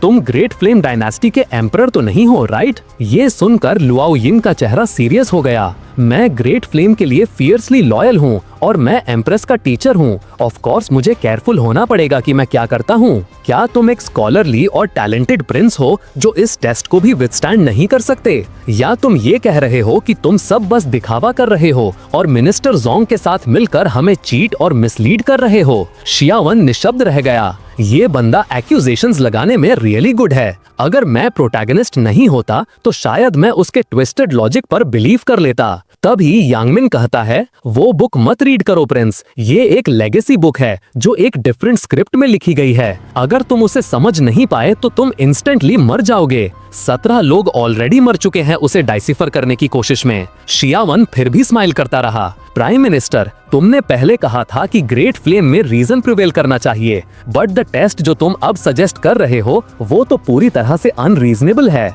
लुआओ यिन ने एक्सप्लेन नहीं किया बल्कि उसे प्रोवोक करने की कोशिश की। तो तुम डर रहे हो प्रिंस? वो जवाब देता है, ऑफ कोर्स नहीं, बस ये एंशिएंट बुक यूज करके ये टेस्ट करना कि मैं एम्प्रेस के वर्दी हूँ या अनलर्नड, दिस मेक्स नो सेंस। अगर मैं समझ नहीं पाया तो मेरी जान चली जाएगी, बट तुम्हारा कुछ लॉस नहीं होगा। ये अनरीजनेबल नहीं है। बोलते हुए शियावन सीधे प्रधानमंत्री के पास चला गया। प्रधानमंत्री के बेटे लू शर्मन ने अचानक बीच में बोला, शियावन, इशू को डॉज करने की कोशिश मत करो। इससे पहले कि वो अपनी बात पूरी कर पाता, शियावन ने उसे थप्पड़ मारा। अडल्ट्स बात कर रहे हैं, चिल्ड्रन को इंटरप्ट नहीं करना चाहिए, दैट्स रूड। अपनी नजर लुआओ यिन की तरफ मोड़ते हुए उसने आगे कहा, प्राइम मिनिस्टर लू, तुम अपने बेटे को कैसे एजुकेट करते हो? ये सुनकर लुआओ यिन ने लू शर्मन को घूरा, जो तुरंत समझ गया और घुटने टेक दिए। योर मैजेस्टी, मैंने कोर्ट के सामने इम्प्रॉपरली बिहेव किया, प्लीज पनिश मी। लू शर्मन, तुमने इनअप्रोप्रिएटली एक्ट किया है, हाफ ईयर की सैलरी डिडक्ट की जाएगी एज पनिशमेंट। तुम खड़े हो सकते हो। Thank you your majesty. शियाओन चुपचाप उसकी तरफ देखा। मैंने सोचा था कि उसे प्रोवोक करना इजी होगा, एक वीक पॉइंट फॉर लुआओ यिन। मैंने एक्सपेक्ट नहीं किया था कि वो इतनी जल्दी काम हो जाएगा। फादर और सन दोनों से डील करना डिफिकल्ट है। लुआओ यिन ने बोलना जारी रखा, ऑल राइट देन, जब हर मैजेस्टी थ्रोन पर आई मैंने रीजेंट की तरह एक्ट किया। जब मैंने पावर वापस की मुझे उसकी पोटेंशियल रेकलेसनेस की चिंता थी, इसलिए मैंने लेट एम्परर द्वारा छोड़ दिए गए सीक्रेट ट्रेजरी की कीज पूरी तरह से रिटर्न नहीं की। फिर वो एक चाबी निकालते हैं। अगर तुम प्रिंस ट्रूली एक्सेप्शनल हो और एम्प्रेस को असिस्ट करोगे तो मुझे और चिंता करने की जरूरत नहीं है। ये की अपने राइटफुल ओनर को रिटर्न हो जानी चाहिए। इसके अलावा मैं 3 million spirit stones as a wedding gift offer करूंगा एम्प्रेस को कांग्रेचुलेट करने के लिए। तुम्हें इस ऑफर के बारे में कैसा लगता है प्रिंस? शियाओन खुलकर हंसा, कम है, मुझे 5 मिलियन स्पिरिट स्टोन्स चाहिए। उस अमाउंट के बिना मैं अग्री नहीं करूंगा। प्राइम मिनिस्टर ने जवाब दिया, जब प्रिंस की इतनी अच्छी एपेटाइट है तो मैं भी स्टिंजी नहीं हो सकता। मैं 6 मिलियन स्पिरिट स्टोन्स दूंगा, प्लीज प्रिंस। ये कहते हुए उन्होंने वो एंशिएंट बुक शियाओन को थमा दी। शियावन ने एंशिएंट बुक ली और स्माइल किया, चांसलर, मैं आपसे थैंक यू पहले ही कह देता हूँ आपके generous gift of 6 million spirits के लिए। तभी एम्प्रेस अचानक बीच में बोलने के लिए आई, प्रिंस रेकलेस मत बनो, अगर तुम ये एंशिएंट टेक्स्ट समझ नहीं पाए तो ये फेटल हो सकता है। लेकिन शियाओन ने कोई ध्यान नहीं दिया और पहले ही एंशिएंट बुक खोलकर पढ़ने लगा था। तभी शियाओन ने अचानक बुक बैंड कर दी। एम्प्रेस तुरंत शॉक्ड हो गई। चांसलर और दूसरे मिनिस्टर्स भी बीच में बोले, प्रिंस लगता है तुम गिफ्ट को एंजॉय नहीं कर पाओगे, सब खत्म हो गया। प्रिंस तो रियली सुसाइड करने में डिसाइसिव है। वो आगे कहते हैं, एक बार तुम इस बुक को ओपन कर दो तो तुम्हें इसे पूरा पढ़ना पड़ेगा। अगर तुम लास्ट पेज तक समझ नहीं पाए तो तुम मर जाओगे। अगर तुम आधे में गिव अप कर दिया और बुक क्लोज कर दी तो तुम फिर भी मर जाओगे। लेकिन शियाओन न सिर्फ ठीक था बल्कि उसने उनके क्वेश्चंस को इग्नोर करने का ड्रामा किया। चांसलर तुरंत स्टन्ड रह गए। व्हाट द हेल, तुम तो एक्चुअली फाइन हो। शियाओन ने लापरवाही से टर्न करके बुक को देखते हुए कहा, मैं तो बस खड़े होके थक गया हूँ, मैं वापस जाकर बैठकर उसे आराम से रीड करूंगा। तुम्हें उससे कोई प्रॉब्लम है? फिर शियाओन एम्प्रेस के बगल में बैठ गया और बुक पढ़ना शुरू कर दिया। नीचे खड़े मिनिस्टर सभी कंफ्यूज थे। तुम सब मुझे क्या देख रहे हो? कोर्ट मीटिंग खत्म नहीं हुई है, राइट? तुम अपना काम करो और मैं अपना करूंगा। एम्प्रेस अभी भी थोड़ी रेस्टलेस थी। प्रिंस, तुम्हें सब ठीक लग रहा है ना? ये सुनकर प्रिंस शियाओन हल्के से मुस्कुराया। योर मैजेस्टी, आपकी चिंता के लिए धन्यवाद। मैं ठीक हूँ और हाँ, मैं चांसलर का ये कॉन्ग्रेचुलेटरी गिफ्ट लेकर ही रहूंगा। थोड़ी दूर खड़ी लिंगर और कमांडर एक दूसरे को देखकर बस चुप रह गईं। दोनों के चेहरे पर एक ही बात थी, हमें पता था ऐसा ही होगा। उस मॉन्स्टर प्रिंस को कुछ नहीं हो सकता। इस बीच चांसलर ने ध्यान से शियाओन की तरफ देखा, जो अब भी बुक में डूबा हुआ था। उसके मन में सवाल उठा, ये बंदा इस एंशिएंट टेक्स्ट से अनअफेक्टेड कैसे है? क्या ये इसलिए क्योंकि ये बंदा ऑर्डिनरी है और उसके पास कोई कल्टीवेशन नहीं? तभी शियाओन ने अचानक बुक बंद की और सिर पकड़ लिया,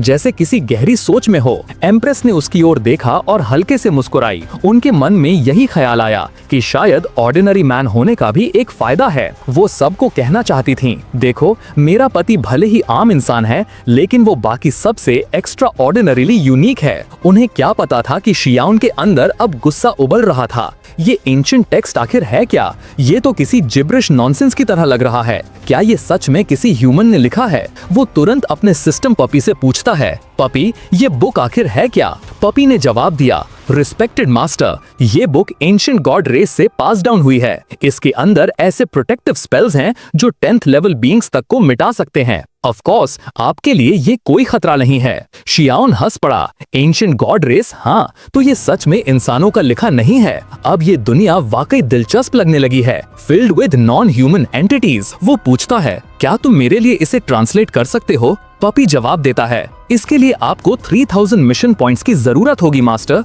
आप सिस्टम द्वारा दिए गए टास्क्स पूरे करके इन्हें कमा सकते हैं। शियाओन का चेहरा ठंडा पड़ गया। तुम सीधे मेरे लिए इसे ट्रांसलेट क्यों नहीं करते? सिस्टम पपी घबराते हुए बोला, I am extremely sorry master, पर मेरे सिस्टम सेटिंग्स के अनुसार। इससे पहले कि वो बात पूरी करता, शियाओन गुस्से में बोल पड़ा, शट अप, मैंने पहले ही वादा किया है, अगर तुमने मेरी बेइज्जती करवाई तो नतीजे भुगतने होंगे। पपी एक पल के लिए शांत रहा, फिर अचानक बोला, mission assigned, sit in the chair for 1 second to complete the mission. Congratulations master, you have earned 99,99,999 mission points. The ancient god race text is now being translated. शियाओन अपनी हंसी रोक नहीं पाया। लगता है काम कराने के लिए मुझे तुम पर थोड़ा प्रेशर डालना ही पड़ेगा, समझे? अपॉलॉजीज मास्टर, मैं सुधार करूंगा। नीचे दरबार में प्राइम मिनिस्टर लू इन को जरा भी अंदाजा नहीं था कि ऊपर क्या हो रहा है। शियाओन को लगातार बुक के पन्ने पलटते देख वो झल्ला उठा। क्या ये बंदा मेरे सामने ही मेरा मजाक उड़ा रहा है? वो व्यंग्य में बोले, प्रिंस, तुम्हें ये बुक समझ आई?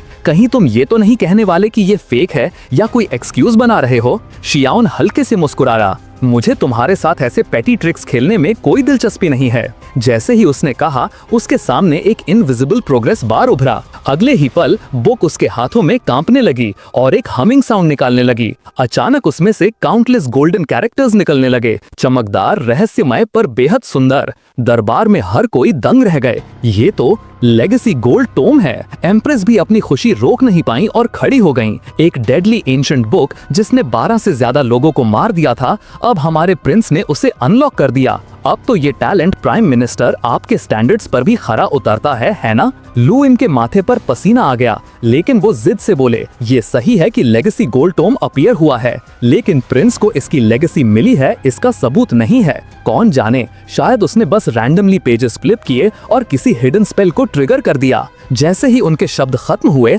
लेगेसी गोल्ड टोम हवा में घूमने लगा और उसके सारे गोल्डन एंशिएंट लेटर्स तेजी से शियाओन के दिमाग में समा गए। शियाओन ने आंखें बंद कर शांति से लेगेसी स्वीकार कर ली। प्राइम मिनिस्टर की तरफ वाले अधिकारी पूरी तरह स्पीचलेस थे, जबकि एम्प्रेस के साथ खड़े लोग संतुष्टि से मुस्कुरा रहे थे। कुछ पल बाद शियाओन ने पूरी लेगेसी एब्जॉर्ब कर ली और फिर उसने हल्के से मुस्कुराते हुए बुक नीचे गिरा दी। प्राइम मिनिस्टर, अब तुम्हें क्या कहना है? वो झुककर बोले, या तुम अपने ही वर्ड से पलट रहे हो? कहीं ये मत कहना कि ये फेक बुक है। लुइन ने अपनी मुट्ठियां भींच ली, कुछ देर सोचा और आखिरकार बोले, मैंने प्रिंस के टैलेंट को गलत जज किया। शियाओन ने संतोष से सिर हिलाया। तो अब 6 मिलियन स्पिरिट स्टोन्स का क्या? फिर वो अचानक आगे बढ़ा और डायनेस्टी की उसके हाथ से झपट ली। जो चीज मेरी एम्प्रेस वाइफ की है उसे मैं बहुत सीरियसली लेता हूँ। चाबी को हवा में घुमाते हुए शियाओन मुस्कुराया। Thanks prime minister. लुइन के चेहरे पर गुस्सा था, पर उन्होंने बस धीमे से कहा, वो चाबी तो पहले से ही हर मैजेस्टी की थी, इसलिए धन्यवाद की कोई जरूरत नहीं। शियाओन ने हंसते हुए कहा, प्राइम मिनिस्टर, मैं लेगेसी गोल्ड टोम और 6 मिलियन स्पिरिट स्टोन्स की बात कर रहा हूँ। पहले तो मैंने सिर्फ 5 मिलियन मांगे थे, लेकिन किसने सोचा था कि आप इतने जेनरस होंगे कि एक्स्ट्रा 1 मिलियन भी दे देंगे। बोलते हुए शियावन ने अचानक अपनी मुट्ठी कस ली। प्राइम मिनिस्टर हैरान थे, ये वर्थलेस बंदा क्या करने की कोशिश कर रहा है। सबको हैरान करते हुए शियावन ने बस थम्स अप दिखाया, इनोसेंटली स्माइल किया और तारीफ की। थैंक यू, तुम सच में एक गुड पर्सन हो। प्राइम मिनिस्टर के होंठ सिकुड़ गए। आई स्वेयर, ये बंदा कितना इनोइंग है। एम्प्रेस ने तुरंत बीच में आकर माहौल शांत किया। ऑल राइट मेरे हस्बैंड, ज्यादा स्ट्रिक्ट मत बनो। अगर तुम प्राइम मिनिस्टर को सिक कर दोगे तो हमें गिफ्ट्स कौन भेजेगा? ये सुनकर मिनिस्टर्स चुपके से हंस पड़े। योर मैजेस्टी को प्रिंस ने पूरी तरह इन्फ्लुएंस कर लिया है। अब तो वो प्राइम मिनिस्टर की ही ट्रिक ऑफ फेनिंग इलनेस उसके खिलाफ यूज कर रही हैं। घिर चुके प्राइम मिनिस्टर बस अपने दांत पीसकर बोल पाए, thank you for your Majesty's protection. मेरा गिफ्ट इस आफ्टरनून पैलेस भेज दिया जाएगा। एम्प्रेस ने खुश होकर अपना हाथ हिलाया और स्माइल किया। तो मुझे भी जेनरस प्राइम मिनिस्टर को थैंक करना चाहिए। अगर और कुछ नहीं है तो कोर्ट एडजर्न करते हैं। ये सुनकर सभी मिनिस्टर जमीन पर झुक गए। Long live your majesty.